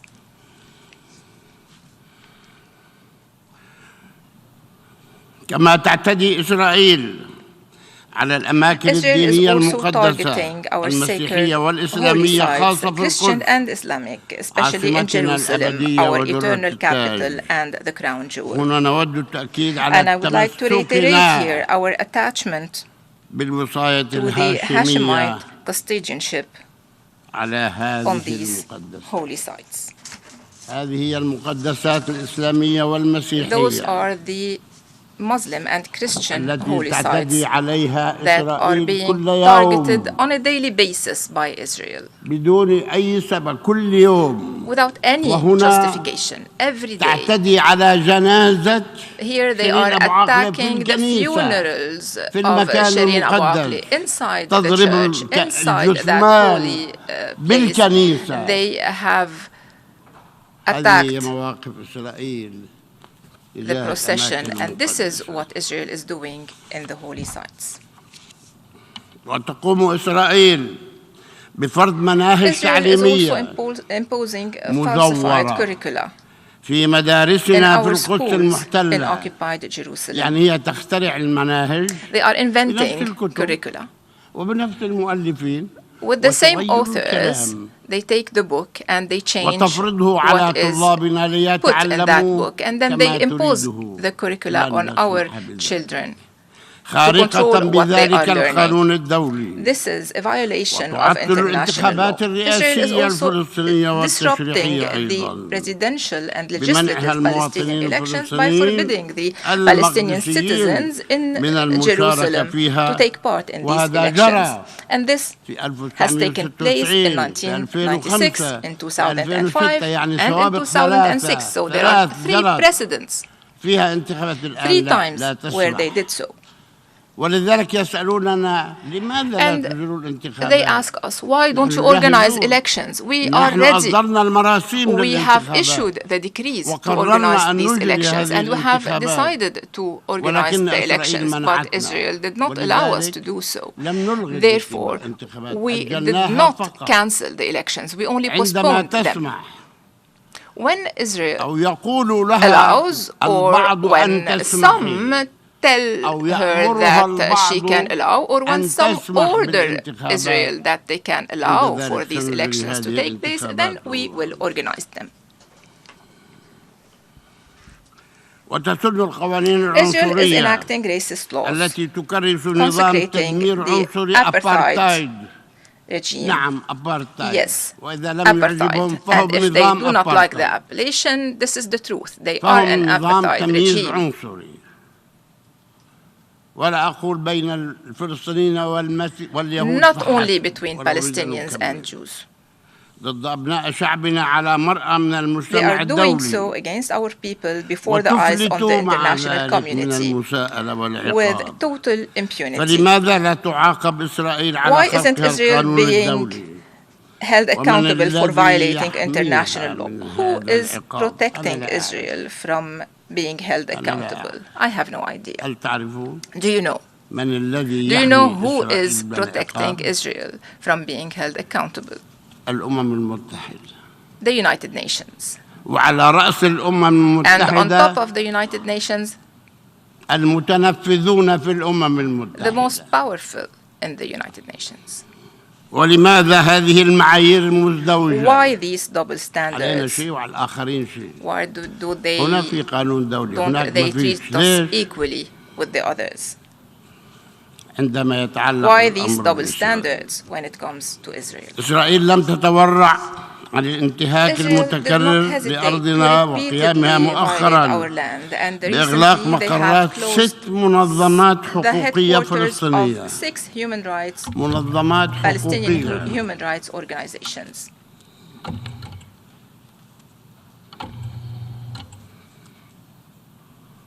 تبحث عن القانون، تحاول أن تطبق القانون، وهي تعمل they want the law, إذا they try أخطأنا تعمل ضدنا to implement the law, but if we وتحاسبنا make a نحن mistake, they السلطة hold us accountable, وتقول أنتم and they say أخطأتم. you have made a mistake. إسرائيل فجأة Suddenly, تعتبر هذه المنظمات إرهابية considers that these organizations are terrorist organizations, and they raid their headquarters and they loot their assets. They confiscate their documents and burn them.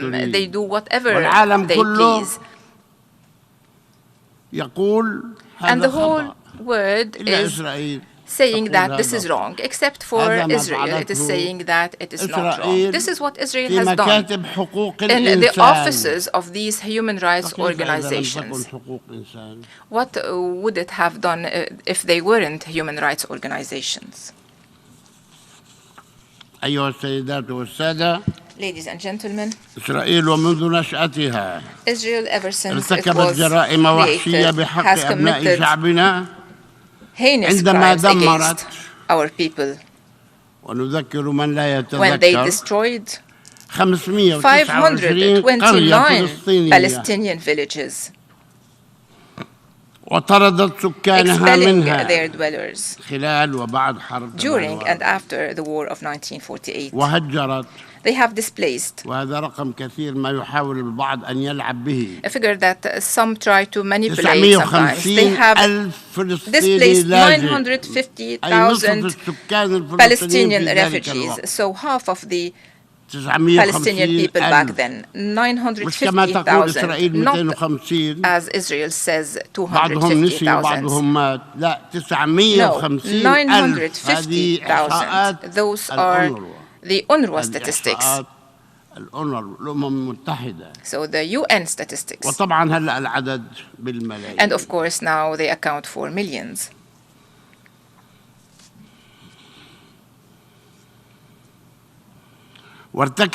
Israel has committed منذ ذلك التاريخ إلى اليوم ever أكثر since من and until 50 now مجزرة. more than 50 massacres. أكثر من 50 مذبحة. More than 50 massacres. منذ 48 إلى يومنا هذا. Since 1948 وبعضها and until مسجل today. الآن سجلته And إسرائيل some of في those الطنطورة massacres وفي كفر have قاسم. been واعترفت recently أنها ارتكبت committed, هذه and الجرائم Israel recognized مقصودة that it had وأنها اعتدت على الفلاحين وهم deliberately قادمون committed من these مزارعهم massacres, and that they have وقتلتهم targeted the بالدم farmers البارد. coming back from their agricultural land, and they killed them in cold blood. 51 مذبحة. 50 or 51 massacres. آخر المذابح The most recent of which الاعتداء على غزة was بالصواريخ. against Gaza, which was targeted with missiles. لا أريد أن أقول كم قتلت من الكبار. I will not tell you how many elderly it killed, but the New York Times, it's a US newspaper, so the New York Times 67 طفل said 67 children قتلوا في were غزة. killed in Gaza. هذول كانوا يحملوا صواريخ طبعا. Of course, they were carrying وكانوا راكبين missiles, دبابات. and they were وكانوا يضربوا مدافع. 57 طفل هاي صورهم. in tanks, and they were launching missiles. 67 children, those are their photos. They were killed by Israel. Who is going to ولماذا قتلتهم إسرائيل؟ assume this responsibility, and why did Israel kill them? وأنني أضع بين أيديكم أيضا سنوضع بين أيديكم الآن And I would like قوائم بهذه to give القرى you lists of المدمرة these والمذابح. villages that were destroyed, وطالب of these إسرائيل massacres من على that were منبركم perpetrated, هذا and I would like to ask Israel الاعتراف from this بمسؤوليتها عن rostrum to تدمير recognize هذه its القرى وارتكاب responsibility for المذابح destroying these وتهجير villages, المواطنين committing these الفلسطينيين massacres, and displacing the والاعتذار Palestinian citizens, للشعب and الفلسطيني. to apologize to the Palestinian لا people. ينفع بعد كل هالقتل After all this killing, يجب أن يعتذروا. they have to apologize.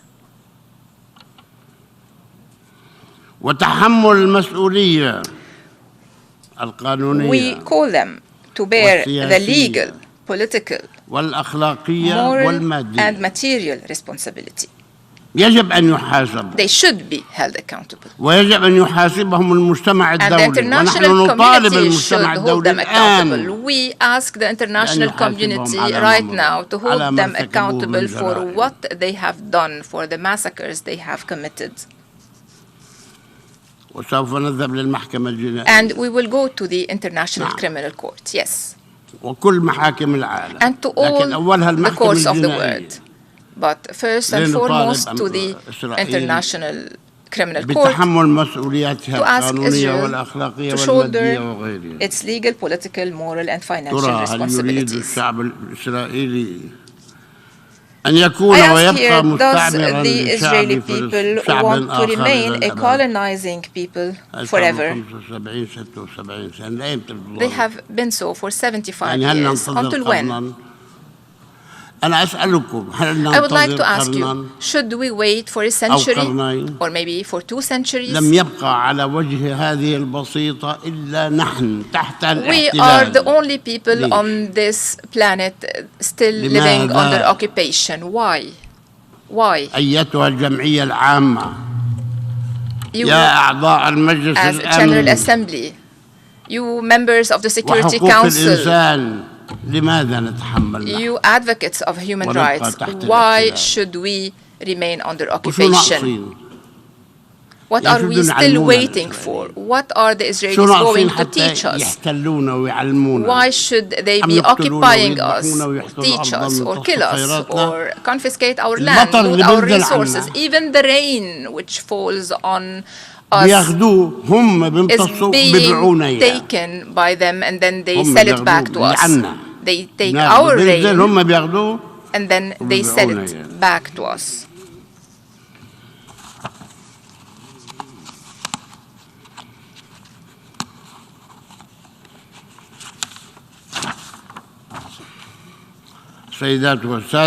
Ladies and gentlemen, we do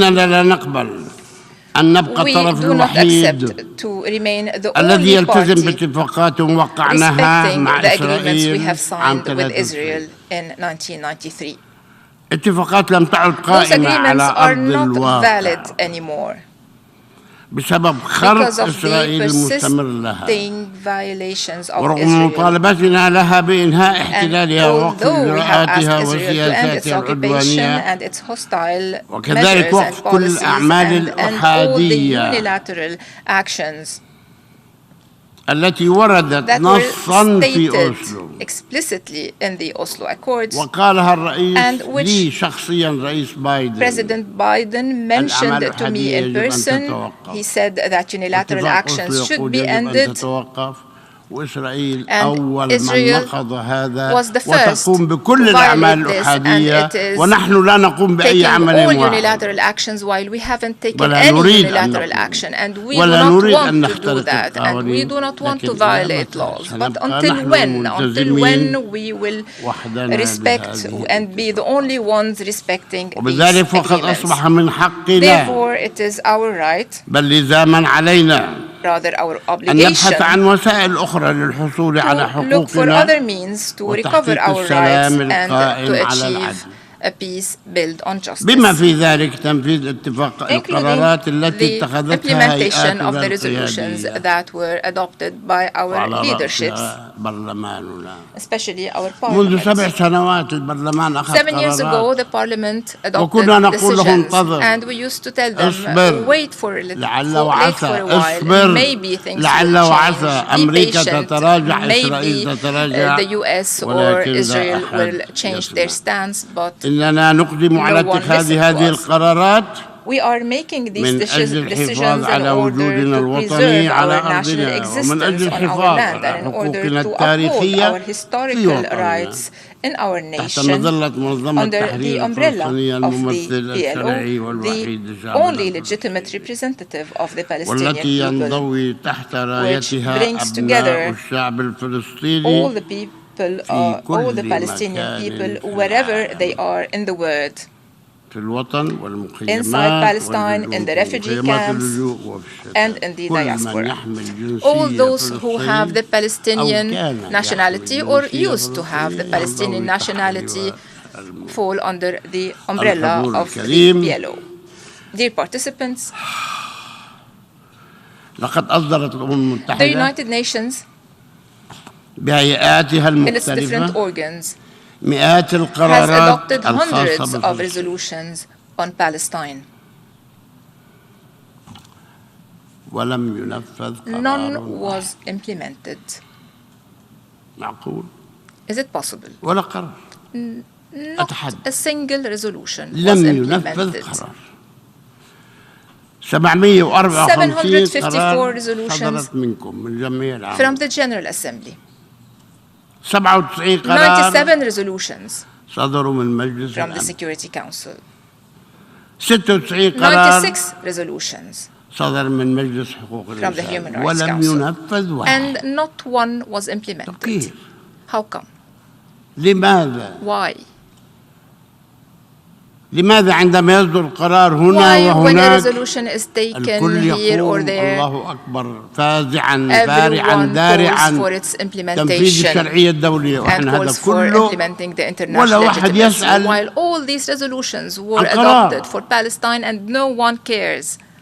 قرار واحد Not a single نفذوا قرار resolution. واحد اقلعوا عيننا Implement وقولوا لنا one القرار single نفذناه. resolution and tell us we have implemented it. طب احنا بدنا تنفيذ قرار واحد. We want the implementation of a single resolution. And right now, القرار 181 Resolution 181, which you have adopted. 181 اللي Resolution قسم فلسطين 181 رغم انه ظلما وعدوانا بس قابلينه.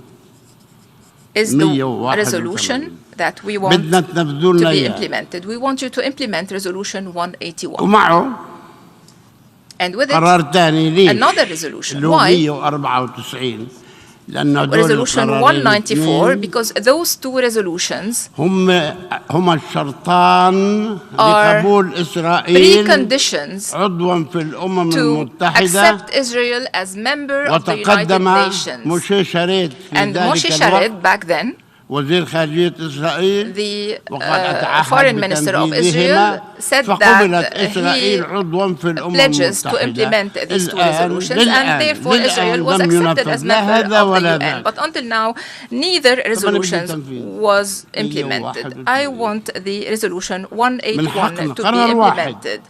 One single resolution. It is حطوا our علينا، right to ask اكسروا for its عنا. implementation. قولوا هاي نفذنا لكم So, القرار. go ahead, implement it and tell us that you have done so. احنا قدمنا طلب للأمين العام. We have submitted a request to the لتنفيذها. Secretary General to implement ممكن؟ this resolution. Is it possible? ولا كمان تزبلونا كما Or are you going زبلتمونا to في ignore كل us مرة. once again as you have been doing for so long? إن شاء الله بنسمع. كما سوف تشرع دولة فلسطين في The state of إجراءات الانضمام إلى Palestine will منظمات also start دولية the أخرى. accession process إحنا to أتاح join لنا other international انضمامنا organizations. كعضو مراقب. We were allowed to join as an observer state to the UN. We are an observer state in the United Nations. الزيطة والزنبليطة 15 مليون فلسطيني 15 كلهم million متعلمين. Palestinians, all of them كلهم educated. وكلهم مثقفين. ونحن لسه All of عضو them مراقب. طيب ماشي. Highly educated, but we are هذه only العضوية observer أعطتنا members. Fine. الانضمام إلى بعض But this المنظمات membership الدولية. allowed إحنا إن us شاء الله to من accede to بكرة other international organizations. And starting tomorrow, we will فرح ننضم. pursue this. حقنا And it is our right لمنظمة so. الصحة and العالمية we will be joining the WHO, ومنظمة الملكية الفكرية the WIPO, ومنظمة الطيران المدني and الدولي. the ICAO. بدنا نتقدم We وهذا حقنا. are going to accede to these organizations, and وما this is حد our يلومنا. right. And no one can لقد blame us. اعتمد مجلس الأمن The قرارات Security Council واضحة has adopted يحقق a clear تنفيذها resolutions, the implementation of which السلام العادل will والشامل achieve a just and وآخرها comprehensive peace. القرار The most 233. recent of which was والله Resolution أخذها 2334. In مجلس 2016, the أمريكا Security Council and the United جاءت بهذا States القرار. itself طيب submitted this resolution. واعتمد القرار. The resolution was وبعد adopted, يومين and 2 days later, إجا السيد ترامب Mr. Trump قدس الله سره وألغى كل شيء بما في هذا القرار. canceled everything, including this resolution, and came up with the ultimate deal بمشاريعه التي رفضناها and جميعا. all هذا his القرار other من projects that we أمريكا have قدمته totally أمريكا rejected. That was a واعتمد resolution submitted باسم by the United أمريكا. States and adopted وينه الله أعلم.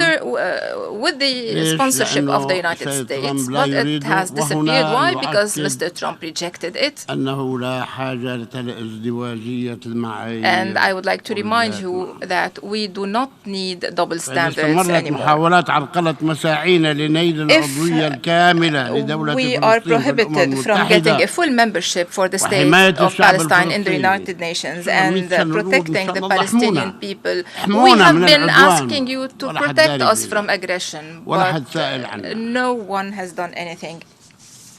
وتبني خطوات عملية لإنهاء الاحتلال And وتحقيق if no practical السلام. measures are taken to end occupation and achieve peace, we will have to resort once again to the General Assembly. لاستفتائها على ما يجب تبنيه من إجراءات قانونية وخطوات سياسية للوصول إلى تلك الغاية. وعند ذلك فإننا نأمل And then we hope, we have the right to hope. نتمنى أن نأمل على الأقل. We hope to be able to hope. We are living on this hope. وكلنا ثقة. We are confident. وكلنا ثقة وحطوها حط تحت ثقة 100 خط أحمر. We are confident that the General Assembly, which will fully shoulder its responsibility. Ladies and gentlemen, كل ثقة بأنكم سوف تتفهمون لماذا نقدم على هذه الخطوات الآن. فنحن لم نترك خلال كل السنوات الماضية بابا إلا وطرقناه من أجل إقناع إسرائيل بالعودة للجلوس إلى طاولة المفاوضات على أساس قرارات الشرعية الدولية based on the resolutions of the international legitimacy and the signed agreements, but Israel refused and is still refusing to do that. Ladies and gentlemen, with all due respect to what the international community has done or has tried to do, at least, because they haven't done everything. أو حاول أن يقوم به من دعم وإسناد سياسي ومادي لشعبنا وقضيته العادلة، فإنه للأسف الشديد عاجز عن إنهاء الاحتلال وردع العدوان الإسرائيلي البشع والمتواصل على شعبنا وتوفير الحماية. We want to be protected. Please protect us. احمونا. Protect us. لن نلجأ للسلاح.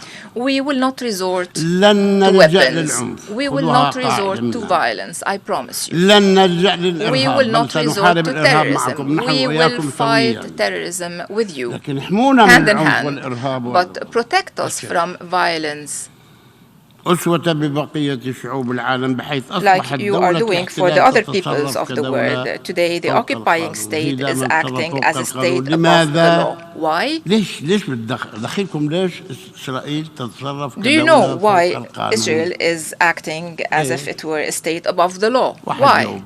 Can anyone answer me? بس ما حد بيجاوب. No one will answer me. لأن ما يثير الدهشة أن دولا Surprisingly, states like مثل الولايات the United المتحدة States الأمريكية تدعي أنها pretend الحامية للقانون to الدولي uphold ولحقوق international law الإنسان and human rights, تقدم while at the same time providing, خلوني يقتلوني الأمريكان and I will تقدم speak الدعم frankly here, اللامحدود while at the لإسرائيل same time providing unlimited support to وتحميها Israel, من المساءلة protecting Israel والمحاسبة from accountability, وتساعدها على and المضي assisting قدما Israel to في سياساتها its العدوانية hostile policies, وفي ازدرائها in contempt للمجتمع الدولي بأسره. to the whole وما international كان community. بمقدور إسرائيل Israel أن wouldn't تفعل have been ذلك able to دون do what غطاء it did أو without دعم the cover من or the هذه. support of these states. Honestly إذا put, أنتم ما بدكم تقولوها if you don't want to مجاملة say it أنا بدي أقولها because it is not politically correct, I will واللي say it. يزعل يزعل.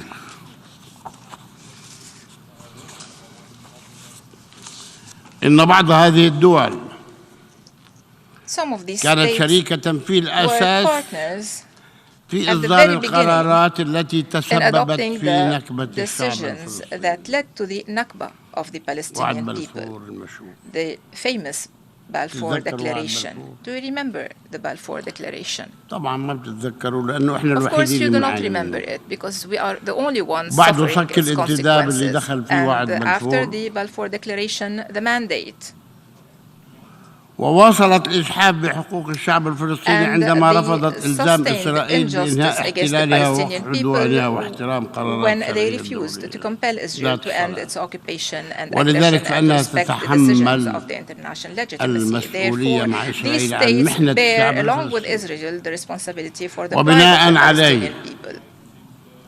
وبناء عليه Therefore, بدناش يكون كلام كله في الهواء.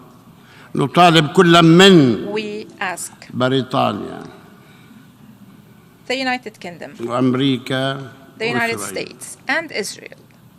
ثلاث. The three of them. وهذا رسمي. And this is رسمي. official. This is an official request. بالاعتراف We ask them بمسؤوليتها to عن recognize هذا their الجرم الكبير responsibility الذي for ارتكب بحق this major شعبنا crime that was committed والاعتذار. against our people, and وجبر to الضرر. apologize. We ask for a remedy and redress, وتقديم and التعويضات for للشعب compensation to the الفلسطيني Palestinian people, التي يقررها compensations القانون that الدولي. شو بتقرروا؟ would be decided by the international law. وبدنا Whatever اعتراف. you decide, we will accept it. We want بالظلم recognition اللي of أصابنا. the injustice. سووها إن شاء الله. And do you think this will take place? No.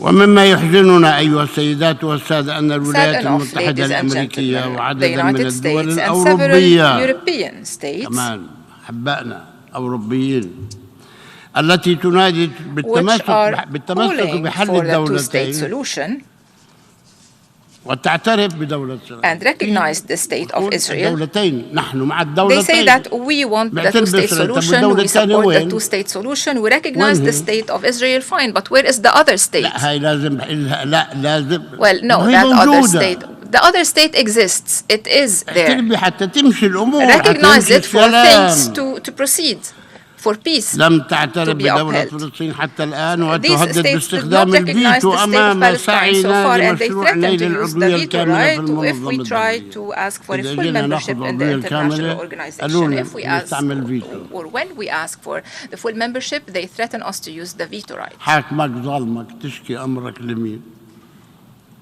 To whom can we complain? To God. فلسطين الدولة المراقب فيها Palestine, the منذ 10 observer state in سنوات this organization for 10 أثبتت years now جدارتها بالعضوية has الكاملة. proved that it qualifies for full membership. بعدما عملت have all بكل recognized this. جدية Palestine ومسؤولية have مع been بقية working دول seriously العالم and in full في اللجان والهيئات responsibility with the other المتخصصة states of the وترأست world and the different committees بنجاح and specialized وكفاءة organs, and it عالية has مجموعة chaired 77 successfully the نحن G77 حزب and مراقب China. وترأسنا We are an المجموعة observer ونجحنا. state, and despite that واعترفت we إنه have طب chaired إيش the ناقصنا؟ group and we have succeeded والله in لا our ناقصنا work. إيد ولا إجر. So why aren't شو ناقصنا we حتى نكون allowed to دولة؟ be حتى نكون full كامل members? العضوية. What are we lacking? فما الذي يمنع هؤلاء من الاعتراف بدولة Why can't فلسطين these states recognize the وقبول state of عضويتها Palestine and الكاملة في accept الأمم its المتحدة؟ full-fledged membership in the وعليه United Nations? Therefore, نتمنى وعليه we نترجى wish, وعليه and therefore نكون we دخيلكم. beg, and therefore we فإننا plead, نجدد طلبنا and we لنيل reiterate هذه our العضوية. request to get this full ولماذا membership تمارس now. المعايير And we ask, why المزدوجة are you implementing بحقنا؟ double standards إحنا الحيطة against us? المائدة.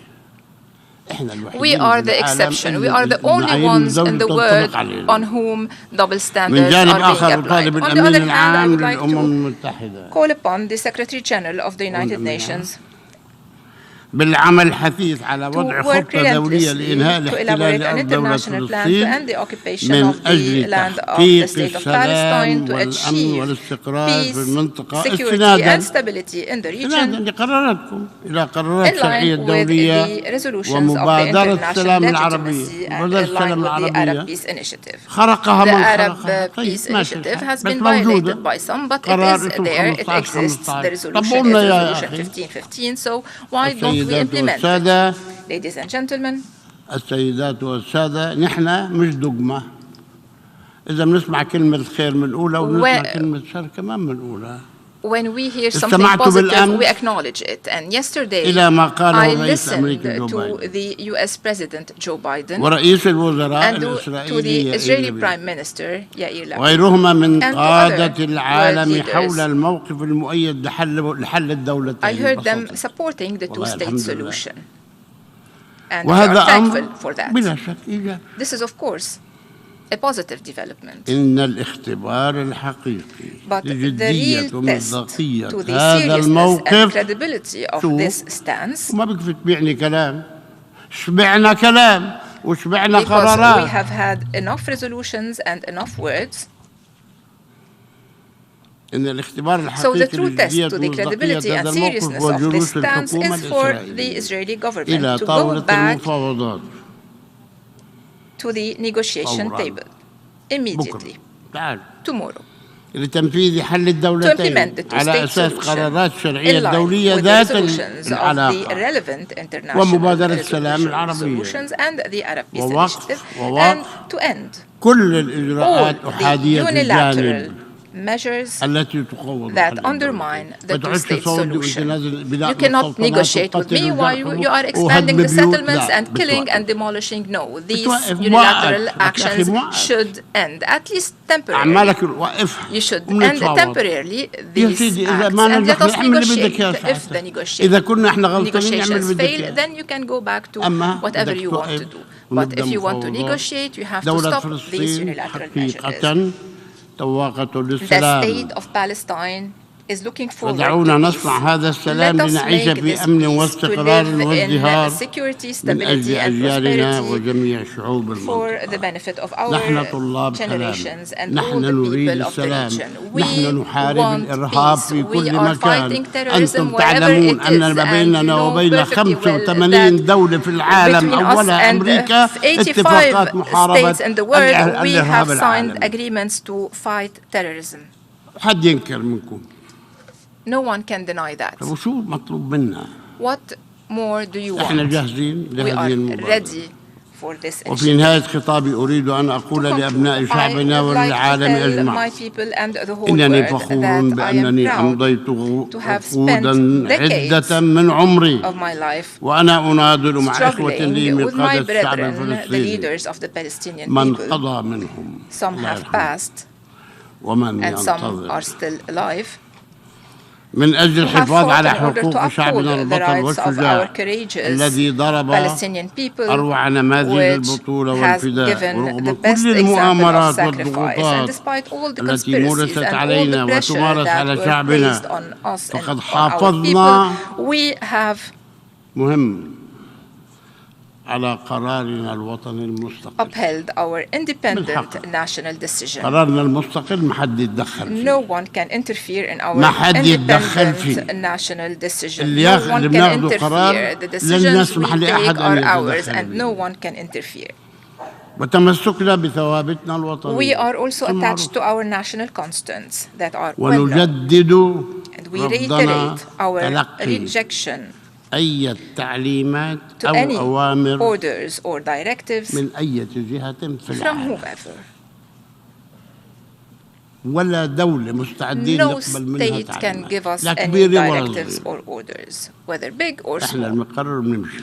We take or we make our own كل decisions. الإكبار لشهدائنا شهداء I would like to pay tribute to the martyrs of the الذين أناروا Palestinian طريق people الحرية who والاستقلال have lit the way بدمائهم to freedom الزكية and وسوف يبقى independence with their هؤلاء blood. رموزا They will remain symbols تذكرها to be الأجيال remembered الفلسطينية by the coming بالعرفان Palestinian والإذلال generations. جيلا بعد جيل Generation after وستبقى generation. مسؤوليتهم We will أمانة honor في the responsibility they left us. أما أسرانا البواسل As for our brave prisoners, يزعل ويرضى اللي يرضى ضمير شعبنا they are الحي the living conscience الذين of our يضحون people. بحريتهم من They أجل are حرية شعبهم sacrificing their freedom for هؤلاء the freedom تعجز of their people. الكلمات عن وصفهم I would like to pay هم tribute شهداء to the أحياء brave prisoners who are living martyrs. مؤبدات ل5 مؤبدات شهداء أحياء يعني They have taken 4 or 5 life sentences. They are هم in أبطال prisons, but وقادة they are راسخون heroes and they وستظل are our حريتهم leaders. Their أمانة في freedom أعناقنا ولن نتركهم حتى ينالوا حريتهم will be ولن our fight, نترك and we will not fail them أبناءهم until they are freed. وبناتهم We will not fail their sons وأسرهم and their daughters. We will وأهليهم not fail their ونقول لهم families ولأسرانا and their relatives. I would الأطفال like to tell them and to tell our children prisoners. واحد 10 سنين و8 سنين و7 Some of them are 7, 8 or 10 years old أسير طب شو بتسوي فيها؟ and they are prisoners. What do we do about that? وكم جندي بيسروا طفل Look at this picture. One child 30 جندي مشان يسروا and الطفل 30 هذا soldiers arresting him. معقول؟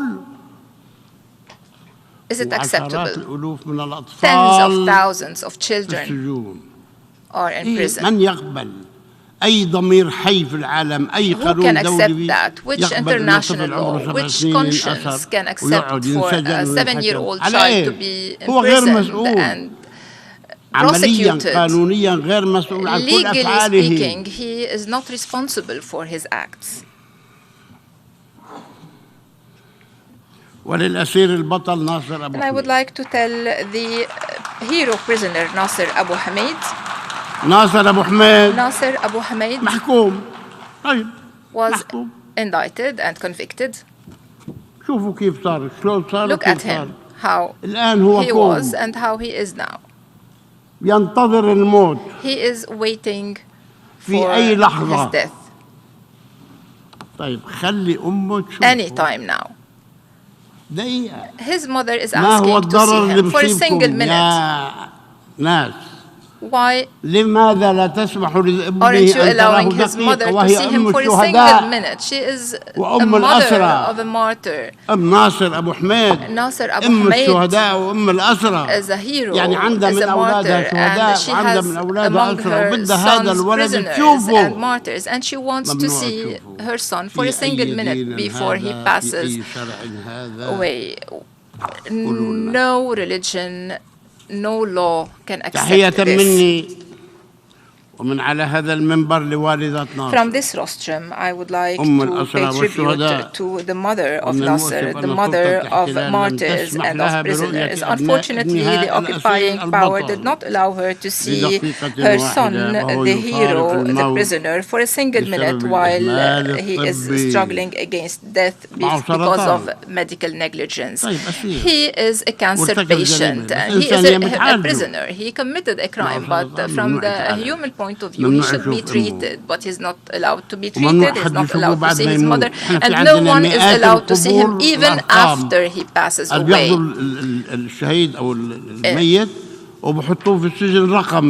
They take the prisoner who passed away and they do not allow his family to take him back. This has been going on since 1967. There are martyrs who are placed in boxes with numbers away from their families. Who can accept that? To conclude, I would like to tell you, ladies and gentlemen, you as representatives of the international community and international legitimacy, that occupation will end sooner or later.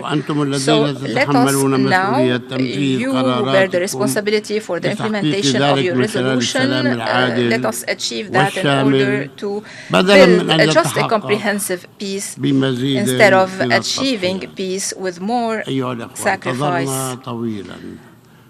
Dear brothers, we have waited too long. We are tired. Do you have a solution? I need a solution. Thank you. En nombre de la Asamblea, agradezco al presidente del Estado de Palestina la declaración que acaba de formular y pido protocolo que acompañe a su excelencia. Ahora continuaremos el debate general. We shall now continue the general debate. La Asamblea escuchará ahora un discurso del excelentísimo señor Charles Michel, presidente del Consejo Europeo de la Unión Europea. Pido a protocolo que acompañe a su excelencia.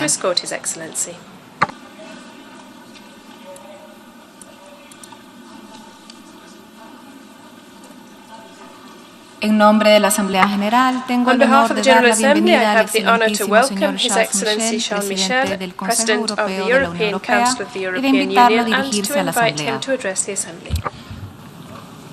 Madame la Présidente, Monsieur le Secrétaire Général, Excellences, Mesdames et Messieurs, au Sénégal, en décembre dernier, j'ai rencontré des médecins et des chercheurs passionnés et déterminés à sauver des vies. Et c'est grâce à la coopération internationale qu'ils ont à l'Institut Pasteur créé un centre de production de vaccins doté des technologies les plus prometteuses. Et quelques mois plus tard, à Borodianka, en Ukraine, J'ai rencontré des enfants. J'ai vu dans leurs yeux l'horreur de la guerre, entendu les récits de violences faites aux femmes, les viols, les tortures, les charniers, les semeurs de mort. L'espoir à Dakar, l'horreur à Borodianka. Mettre fin à l'horreur et choisir l'espoir, c'est la promesse des Nations Unies. Et c'est ce qui a fondé l'Union européenne.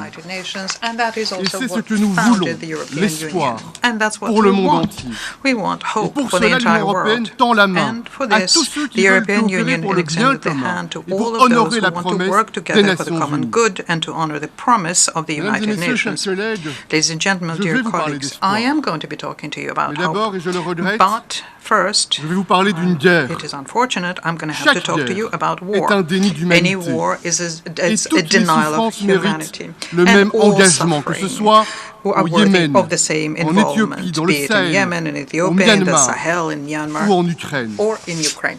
Le Kremlin The Kremlin a déclenché une guerre contre le peuple a war ukrainien. against the Ukrainian Et ce sont people. des centaines And de millions de femmes, d'hommes et d'enfants hundreds of qui millions sont of visés women and partout dans le children monde, are they're menacés thus de famine, targeted throughout the world. privés They're de threatened with chauffage famine, they're left without et heat, acculés and par des they factures are énergétiques. crushed by the energy Le prices. Kremlin mène une guerre hybride. Une The guerre qui Kremlin is conjugue leading la a violence des hybrid armes war that avec le poison combines du armed mensonge, violence with le poisonous poison du lies. mensonge. The poisonous Ainsi, lies. la sécurité de la Russie, The disent-ils, serait security depuis of des Russia années is menacée supposedly par, for et je le years dis has entre been guillemets, threatened, l'Ouest. and I say this in inverted C'est faux. commas, by the West. Le That's Kremlin false. tente, The Kremlin et je is l'espère vainement, trying, and in de vain, mobiliser I le hope, monde to contre mobilize un ennemi the imaginaire. entire world against Absolument an imaginary personne n'a enemy. menacé, Absolutely no attaqué, one has ni envahi threatened, la Russie, attacked, or et invaded personne, Russia. And absolument no personne one, en Europe absolutely no n'a one in souhaité un Europe conflit avec la wanted a Russie. Quel conflict intérêt with Russia. aurions-nous What à interest mettre would en we danger have in la sécurité imperiling et la prospérité de the tous? security and prosperity of everyone? Deuxième mensonge. The second lie Cette guerre, disent-ils, viserait à is empêcher un that this war prétendu is supposed génocide to des prevent populations an russophones alleged d'Ukraine et à genocide dénazifier le of the pays. Russian-speaking peoples C'est in faux. Ukraine and to c'est denazify the immonde. country. It's false Un and it's génocide, repugnant. c'est l'élimination A genocide concrète, is a intentionnelle, specific, totale ou intentional, partielle d'un groupe total national, or partial ethnique ou elimination religieux. of a national, Et donc ethnic or religious personne, group. And à part le Kremlin, n'aurait therefore, remarqué des no massacres one, except à for the grande Kremlin, échelle commis would have aujourd'hui remarked par the des large-scale Ukrainiens sur d'autres massacre Ukrainiens, committed et nowadays quelle est by donc the cette Ukrainians prétendue libération against other qui Ukrainians. conduit And what is the aujourd'hui so-called encore à liberation tuer that des results populations in, russophones, the à killings saccager of the les Russian-speaking infrastructures people and de the leurs villes? destruction of their infrastructure of their Enfin, cities? And troisième lastly, mensonge. the third lie L'agression contre is that the l'Ukraine, aggression disent-ils, against serait une Ukraine opération spéciale et non is une just a guerre. simple special operation and Là not a encore, war. c'est faux Once again, et this c'est is grossier. false C'est bel et bien and une guerre. outrageous. It's a Et la war. mobilisation And annoncée the il y a quelques mobilization jours de announced, centaines de a milliers few de days ago réservistes of ne hundreds fait que of le thousands of confirmer. reservists only Et confirms that. interdire le terme de Banning guerre the very en Russie, name en of punissant son war utilisation in jusqu'à Russia, 15 ans de prison, and ne change imposing pas la up to nature. 15 years Cela ne prison fait que sentence for trahir that le does caractère not honteux. change the nature of Cette guerre, the event. c'est une It agression only shows non its provoquée, shameful character. illégale, It is a war. injustifiée, It's an qui vise unprovoked à aggression, changer par la illegal and force justified, les which frontières is trying reconnues to change internationalement, internationally et ça n'est pas recognized borders acceptable. by the use of Et force. c'est parce It que nous is devons not stopper acceptable, la and machine it's de because we guerre du need to Kremlin stop que the des Kremlin sanctions war économiques machine that massives ont massive été economic inéluctables. sanctions became unavoidable. J'en viens maintenant And au quatrième let mensonge. me now move on to the Les fourth sanctions lie, provoqueraient les according pénuries to d'aliments which the et de sanctions fertilisants. triggered shortages C'est of faux. foodstuffs and C'est la fertilizers. That Russie, is false. avant même It le was déclenchement de Russia, la guerre, qui a even before décidé the war, unilatéralement which de decided réduire drastiquement unilaterally ses exportations de drastically céréales et de reduce level of fertilisants, its favorisant grain and, ainsi la fertilizer volatilité des exports, cours sur le thus marché promoting mondial. the volatility Et c'est la Russie of, world qui market. a décidé And it is de Russia bloquer which militairement les decided ports to de la mer impose a Noire, military y rendant blockade impossible on le the commerce Black maritime. Sea ports, Et thus c'est making it l'Union impossible européenne to conduct qui a maritime ouvert trade. And it was the les European couloirs de Union solidarité which routiers grâce opened auxquels the des millions de tonnes de produits corridors alimentaires of sont solidarity déjà by sortis road, d'Ukraine Ukraine, through et which c'est tens of l'accord millions conclu of tons par le of secrétaire foodstuffs général have Guterres already qui a left ouvert Ukraine, and ce it's a couloir agreement naval broken en by mer the Noire Secretary General pour Guterres, which contribuer opened a à naval baisser corridor in les the cours Black mondiaux Sea, et faire en sorte que l'on contributing to a puisse price ouvrir drop le in the world's réapprovisionnement de markets l'Afrique, and du reopening the Moyen-Orient et resupplies de to l'Asie. Africa, Middle East, and Et Asia. aujourd'hui, And le today, comble du the cynisme, pinnacle of c'est le cynicism, Kremlin it is the qui à Kremlin nouveau which threatens menace de ne pas once again prolonger to cet not accord conclu avec les extend this Nations Unies. agreement signed Et with the encore une United fois, Nations. ce And sont les once pays les plus again, vulnérables it is the most qui en seront vulnerable les principales countries victimes. who En will be the main réalité, victims il of y a une that. solution In simple fact, there's a very simple pour solution sortir de cette to crise alimentaire qui end nous this menace, food crisis c'est which que is la Russie threatening stoppe us. la guerre, Russia needs se to retire du stop the territoire war, ukrainien withdraw et from lève les Ukrainian blocus des ports. territory, and lift its blockade of ports. Mesdames et messieurs, Ladies and gentlemen, Excellences, Your Excellencies, c'est issu this de mensonges web tranche of lies avec un instant clashes de with a franchise et de moment sincérité of truth and il y a un an. sincerity. Dans une A year déclaration écrite ago, publiée, in a written statement Vladimir which was Poutine published, affirmait, Vladimir Putin sur un affirmed fond on the basis d'élucubration of historique, historical que l'Ukraine, fantasies selon that lui, n'est ni une Ukraine, nation, according to ni un him, État légitime. is not a nation Voilà donc and is not a le fond de legitimate sa state. pensée. So this is Absolument what is personne at the n'est heart dupe. of this thinking, Et les but no one is simulacres de fooled by that, référendum and ne the changeront sham absolument rien. referenda will change nothing here. Mesdames et messieurs, Ladies and gentlemen, Excellences, Excellencies, en 1963, in 1963, lors de la fondation at de the time of l'Organisation the de l'Unité founding africaine à of Addis the Abeba, Organization of Modibo African Unity in Keïta, Addis Ababa, le premier Modibo président Keïta, du Mali the indépendant, first president of independent disait Mali, ceci, et je le said the cite, following, and I quote, l'impérialisme, imperialism cette manifestation is de a domination manifestation of d'un homme domination sur un by homme, a man d'une over société sur another, une of société, a society over d'un another, peuple sur of un a peuple, people et de over vouloir à another, tout prix and lui of the imposer son will mode de to, at pensée, any son mode cost, de vie, impose their son mode way de of développement thinking, their way politique of et life, and économique. their way of political and Fin de economic citation. development. End of quote.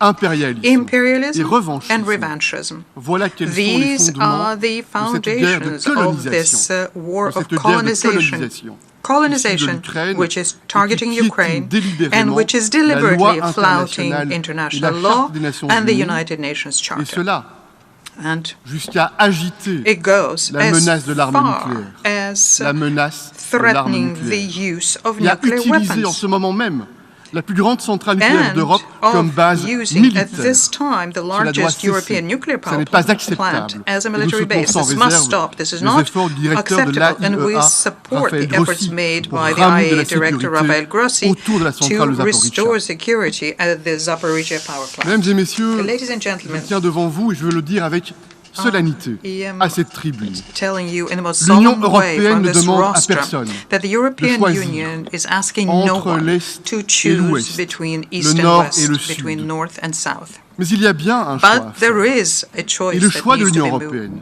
be made. c'est le respect And des the choice of the frontières European plutôt que Union l'agression. is to choose C'est la for the coopération plutôt respect que la of borders menace. and not Et aggression, c'est for l'ordre cooperation and fondé not sur des threats. règles It's to plutôt que la loi choose du a plus fort. rules-based order and not the law of the À strongest. cette même tribune, At this very en rostrum, in 1948, 1948, l'un des pères fondateurs de l'Union européenne, le Premier ministre belge de l'époque, Paul-Henri Spaak, s'était adressé directement à l'Union soviétique. Et je le cite. And he said, and I quote, Nous avons peur "We are parce afraid que dans cette assemblée, because in this assembly, vous vous êtes fait le champion you de la have made doctrine yourself de la the souveraineté champion nationale of the absolue doctrine of et nous nous absolute demandons national comment sovereignty. une organisation And we internationale wonder pourra how an remplir les buts international qui organization lui can sont reach dévolus its goals si cette doctrine if this périmée outdated et and réactionnaire reactionary triomphe. doctrine is triumphant. Mesdames et messieurs, Ladies aujourd'hui, and gentlemen, today, la Russie fait peur. Russia makes Le Kremlin you afraid. a ramené la guerre The en Europe Kremlin brought et se war comporte to en maître Europe chanteur. and is acting like a Nous ne pouvons blackmailer. pas laisser We l'action destructrice de l'un cannot d'entre nous allow the mettre en destructive péril actions of notre one of volonté us to commune imperil d'agir our pour le common, bien commun. fierce determination to L'Union act for the common européenne good. The tend la European main, Union is sincère, extending its loyale. hand, which is Nous sincere and avons loyal. tant et tant de défis à relever We have ensemble. many Les challenges effets de la to pandémie tackle together. sont douloureux, The pandemic, surtout pour les plus vulnérables, very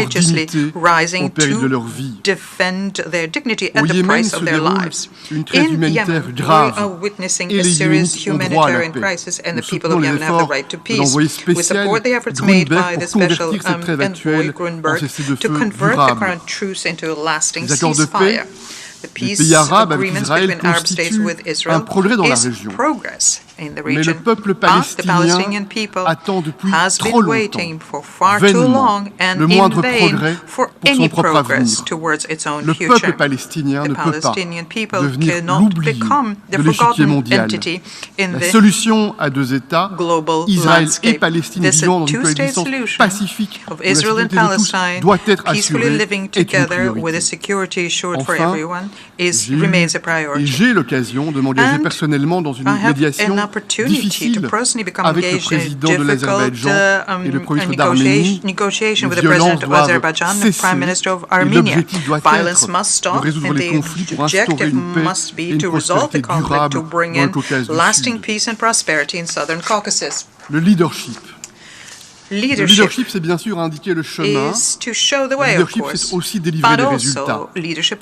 En matière de sécurité énergétique, nous avons été trop dépendants pendant trop longtemps. Nous avons mis en péril notre sécurité, notre prospérité, notre souveraineté. Et l'énergie, avec le changement climatique, sont les deux faces d'une même pièce. Vaincre la crise énergétique, c'est faire reculer la menace climatique, protéger notre biodiversité et nos océans, c'est garantir notre avenir.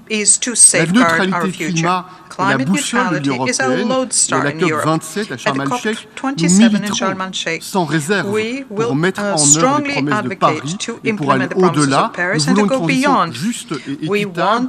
Aucun pays seul ne peut protéger la planète. L'Union européenne honore son engagement vis-à-vis des pays en développement et nous attendons que tous les autres pays développés suivent le même exemple. Mesdames et messieurs, près d'un cinquième de l'humanité risque de sombrer dans la pauvreté et la famine. Un cinquième de l'humanité. Et la guerre russe contre l'Ukraine a exacerbé cette crise. Des initiatives sont prises, et c'est bien, par le G7, par l'Union européenne, par l'Union africaine et par d'autres encore. L'Union européenne mobilise près de 8 milliards d'euros pour la sécurité alimentaire jusqu'en 2024. Mais nous savons qu'il faut faire plus de coordination, plus d'argent, plus de souveraineté aussi. Un nouveau modèle agricole plus résilient et plus équitable sont nécessaires. Plus de souveraineté alimentaire, notamment en Afrique et en Amérique latine, est indispensable. Et nous sommes prêts, là aussi, à tendre la main pour soutenir des projets durables de production de fertilisants sur ces continents, à l'instar de ce qui est fait en matière de vaccins contre le Covid. Le Covid-19 nous a ouvert les yeux sur nos forces et nos faiblesses. Des vaccins ont été produits en un temps record. Sous la direction de la directrice de l'OMC, Ngozi, un équilibre a pu être trouvé entre la propriété intellectuelle, l'innovation scientifique et l'accès universel à la technologie. Et cependant, nous savons que nous devons tirer pleinement les enseignements de cette pandémie qui nous a frappés douloureusement. Et c'est la raison pour laquelle le Dr Tedros et moi-même, il y a quelque temps, avons lancé l'idée d'un traité sur les pandémies pour renforcer la sécurité sanitaire mondiale. Sa négociation est en cours. Il faut conclure cette négociation. Mesdames et messieurs, je conclus. Nous le mesurons bien. Nous sommes dans un moment charnière de notre histoire humaine. Un moment charnière de notre histoire humaine. Parfois, ce mot de moment charnière a été abusé plus que jamais. Nous ressentons que le moment que nous vivons n'est pas banal, n'est pas anodin. Et je pense à Winston Churchill en 1946, évoquant l'échec de la Ligue des Nations à éviter la Première Guerre mondiale. Il disait ceci. Il disait la Société des Nations n'a pas échoué à cause de ses principes ou de ses conceptions. La Société des Nations a échoué parce que ses principes ont été désertés par les États qui l'ont fait naître, parce que les gouvernements de ces États ont craint de regarder les faits en face, et d'agir pendant qu'il était encore temps. Agir pendant qu'il était encore temps. Comme l'Union européenne, les Nations unies sont un projet d'espoir, fondé founded à la suite des in the horreurs wake of de the 2 guerres horrors mondiales. of 2 world wars. Il y a quelques jours, A few days ago, ma fille de 6 ans my 6-year-old daughter nous a soudain all of a confié sudden told à sa mère et à moi me and her qu'elle a mother peur de la guerre. that she was afraid of war. Et ça m'a glacé le sang. And Aucun parent dans le monde it made ne my peut hair supporter stand que on son end. enfant ait peur de la Because no guerre. parent in the world Et encore can moins qu'il y soit stand it confronté. when the child says they're afraid Aucun of parent war, dans le monde ne peut or that they're supporter facing war, que or son that enfant they are ait faim hungry, ou ne puisse être or soigné. that their children Aucun cannot be parent dans provided le with monde care. No ne peut parent supporter in the world que can son enfant stand soit a privé situation d'espoir where en their une vie digne child et does not épanouissante. have a hope for a dignified and Prévenir happy ou empêcher life. l'horreur Preventing à or Borodyanka, au stopping Yémen, horrors in Borodyanka, au Myanmar in et Yemen, ailleurs, or rendre elsewhere. l'espoir, Giving comme hope, avec les médecins de as Dakar was the case with the doctors I saw in et Dakar ailleurs. and elsewhere. C'est cela, That le cœur de is notre the responsabilité very de nexus dirigeants of our représentant les peuples responsibility du as monde. leaders Et representing au-delà de people nos in the différences, world. elles sont nombreuses les And différences, above and beyond mais our au-delà de many nos différences, differences, but above and c'est le même beyond sang them, qui coule dans nos we all veines, have red blood c'est le coursing même through our cœur veins. qui bat dans nos poitrines, We et all ce sont les have mêmes hearts beating in our rêves chests, d'éducation et de and we have the liberté same dreams of pour nos petits education and garçons freedom et pour nos petites filles. for our boys and J'ai girls. foi dans les vertus I de la believe sagesse collective. in collective Je crois dans la wisdom. I science, trust je crois dans that la connaissance science and knowledge pour remettre le monde will sur les give rails de the l'espoir. world Nous avons besoin d'un again. sursaut. We Et ce need sursaut, an awakening. c'est maintenant And et this c'est awakening ensemble. Vous pouvez is compter now, sur l'Union and it européenne. needs Je to vous be remercie. together. And you can count on the European Union for that. I thank you. En nombre de la Asamblea, agradezco al presidente del Consejo On behalf of the Assembly, I wish Europeo to de la thank the Unión Europea President la of the declaración European que acaba de Council of the formular European y Union for pido the al statement protocolo just que made, and I acompañe a request su protocol excelencia. to escort His Excellency. La Asamblea escuchará ahora un The discurso del Assembly will now hear an excelentísimo address by señor His Excellency Josiah Borreke Bainemarama, primer ministro Prime y Minister ministro de and Asuntos Minister for Itauquei, Itauquei Affairs, de la industria azucarera, Sugar de Industry, relaciones Foreign exteriores Affairs y de and silvicultura Forestry de la of República the de Fiji. Republic of Fiji. Pido a I protocolo que request acompañe protocol to a su escort His excelencia. Excellency. Tengo el placer de dar la bienvenida al excelentísimo señor Josiah Borreke I have great Bainemara, pleasure in primer welcoming His ministro y Excellency ministro de Josiah Asuntos Borreke Itauquei, de la Bainemarama, industria Prime azucarera, Minister and de Minister for relaciones Itauquei exteriores y de Affairs, Sugar silvicultura de la Industry, Foreign República de Affairs and Fiji. Forestry of Lo the Republic invito of Fiji. a dirigirse I a la invite Asamblea. him to address the Assembly.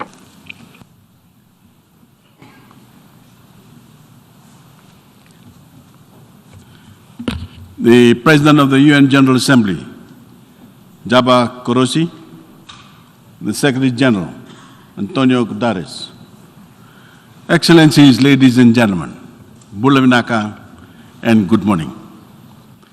First, I congratulate you, Your Excellency Jaba Korosi, on your election as the President of the General Assembly. I also commend your predecessor, Foreign Minister Abdullah Shahid of the Maldives. Excellencies, in a year of challenge, I am here to condemn not one, but three great global conflicts. The first is Russia's war of aggression on Ukraine, a scourge that reflects a brutal mentality of conquest and empire. No matter their might, no matter their size, Fiji is unafraid to condemn any warring nation. We owe nothing less to the Fijian peacekeepers who have sacrificed and paid the ultimate price for peace's sake around the world. We in the Pacific, who have lived the horror of nuclear fallout, wholly denounce Mr. Putin's threatened use of nuclear weapons. And I appeal to him, give diplomacy a chance to bring this war to a speedy close. We too condemn another war, the climate war, that humanity is waging on itself, on our ecosystems and ocean. This war isn't fought with bullets and bombs, but apathy, denial, and a lack of courage to do what we all know what must be done. This is a war we are losing in every community, in city, and country of every size. But small states, those least responsible, stand to lose the most of all.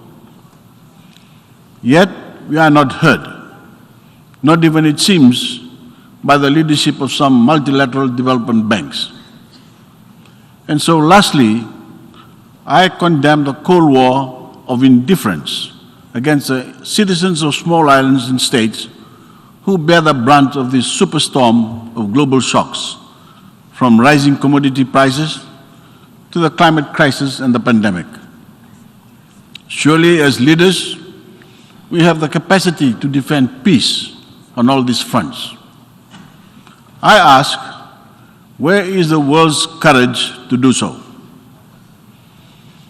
I see that courage in the Fijian people I serve as we build up our country undaunted by these challenges. Today, I will share this story, not for the sake of pride, but because leaders should know the lives, the progress, and the aspirations they threaten with their inaction. I arrived this week from the funeral of Her Majesty Queen Elizabeth II, a leader who holds a special place in Fijian history and in the hearts of the Fijian people, including my own. My fondest memory of Her Majesty was in London 4 years ago at a welcome reception she hosted at the Commonwealth Heads of Government meeting. She walked over to me from a greeting post to say that she had asked the then Prince Charles to look after their other guests so that she could personally welcome me and Fiji back into the Commonwealth. It was a simple gesture, but a special affirmation of all that we had worked to achieve for Fiji's new and true democracy. For we had done away with an undemocratic system that relegated hundreds of thousands of Fijians to the margins of society by design.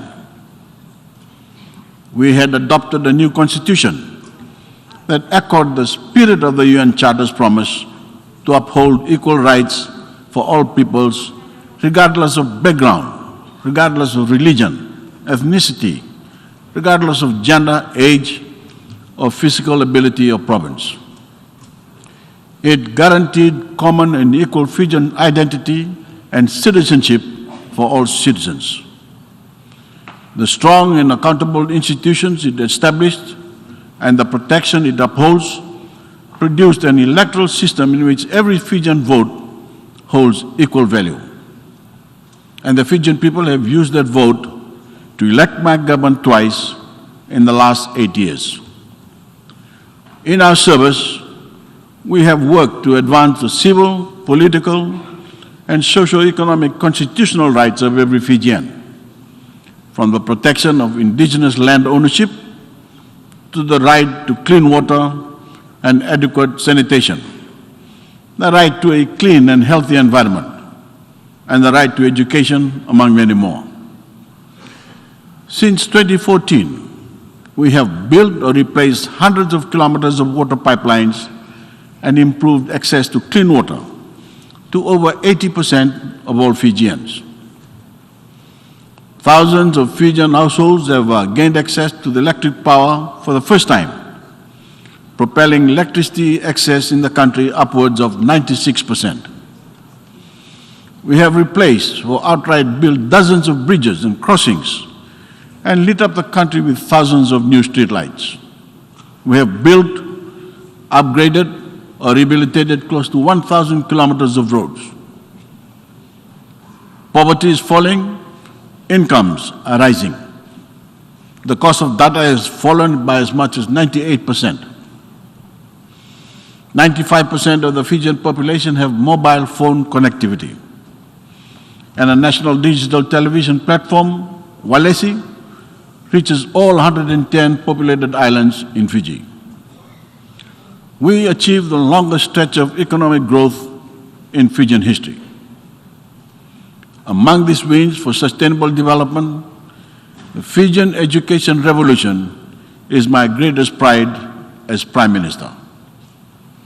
For the first time in our history, primary and secondary education are free.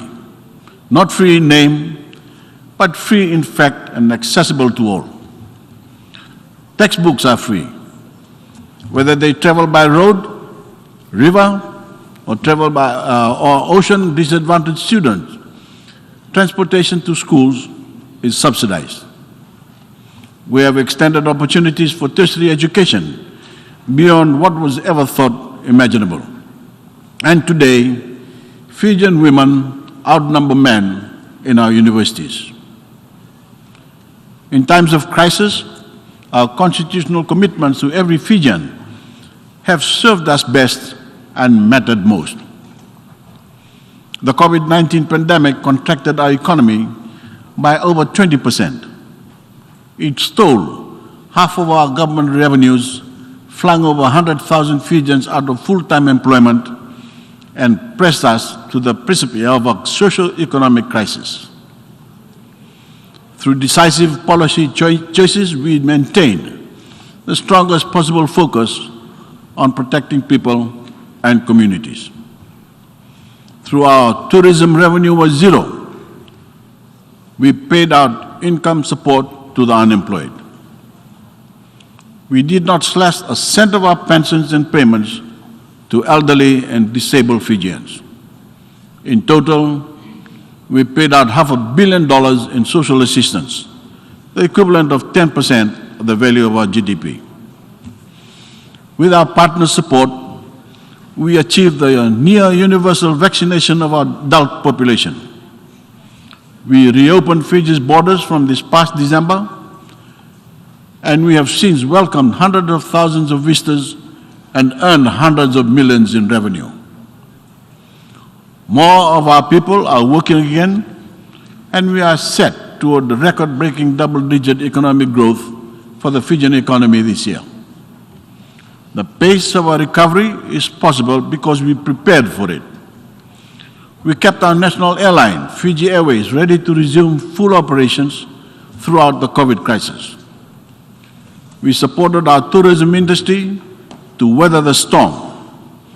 That allowed us to set the terms of our reopening. With our steady recovery, we are now paying out tens of millions of dollars to help the most vulnerable Fijian families meet the global rising cost of food, fuel, and other essentials. Excellencies, our 8-year-old democracy has delivered the equality our people cherish. It has delivered services and infrastructure they depend on. It certainly has all shown its resilience. Our eyes are now on the next 8 years, the sprint from now until 2030. That will be most defining ever for our people's and planet's future. If we do not halve carbon emissions by that critical year, the crisis of our warming planet will imperil every gain that we and every nation has made. If we fail to secure our 1.5, we will crush any hope of improving our citizens' quality of life. We've been given glimpses of that doomsday proposition worldwide in the floods, in the droughts, storms, wildfires, dying coral, and melting glaciers. Ladies and gentlemen, we in Fiji have felt that devastation in the 14 cyclones that have struck us since 2014. These storms have stolen lives. They have leveled homes. They have destroyed schools. They have traumatized our young. The Pacific's children are the least to blame, among the least to blame for the climate crisis. Yet, our children are the most affected. I challenge leaders from the high-emitting nations to name a greater global injustice than the price that young Pacific Islanders pay for climate change. Since 2014, Fiji has rebuilt or repaired over 200 cyclone-devastated schools. We have built cement and nature-based seawalls to keep out the rising seas. We have stabilized vast stretches of riverbank. Where seawalls cannot suffice, we have relocated 6 communities, with over 40 more in the queue to be moved. We are building back better to the standards demanded by a warmer world. We are borrowing hundreds of millions of dollars to do this. The archaic architecture of multilateral development banks and global financial services gives us little to no access to grant or concessional climate financing, particularly for adaptation. Therefore, we are left with little to no choice. We have legislated a net zero commitment by 2050 through a climate change act that will make us more energy secure, protect us from energy price shocks beyond our control, and provide us with cleaner air, better health, and better jobs. Yet, despite the clear benefits, the imperative before us, and all the talk we hear of saving the planet, the world's collective commitments remain trifling. They simply will not keep us at well below the 2 degrees Celsius target, let alone 1.5 degrees. And I again urge developed nations to deliver on the $100 billion climate finance commitment at COP27 in Egypt this year. This is now 3 years overdue. Ahead of Glasgow, I told leaders not to bother packing their bags if they did not come with serious carbon slashing commitments. I have a new ask before they arrive to Sharm el-Sheikh. Only come if you plan to arrive true to your climate finance commitments. Only come to Sharm el-Sheikh if you are ready to agree to a loss and damage mechanism in addition to a post-2025 financing framework. This must be in the order of $750 billion, with at least 10% of climate finance destined for small island states.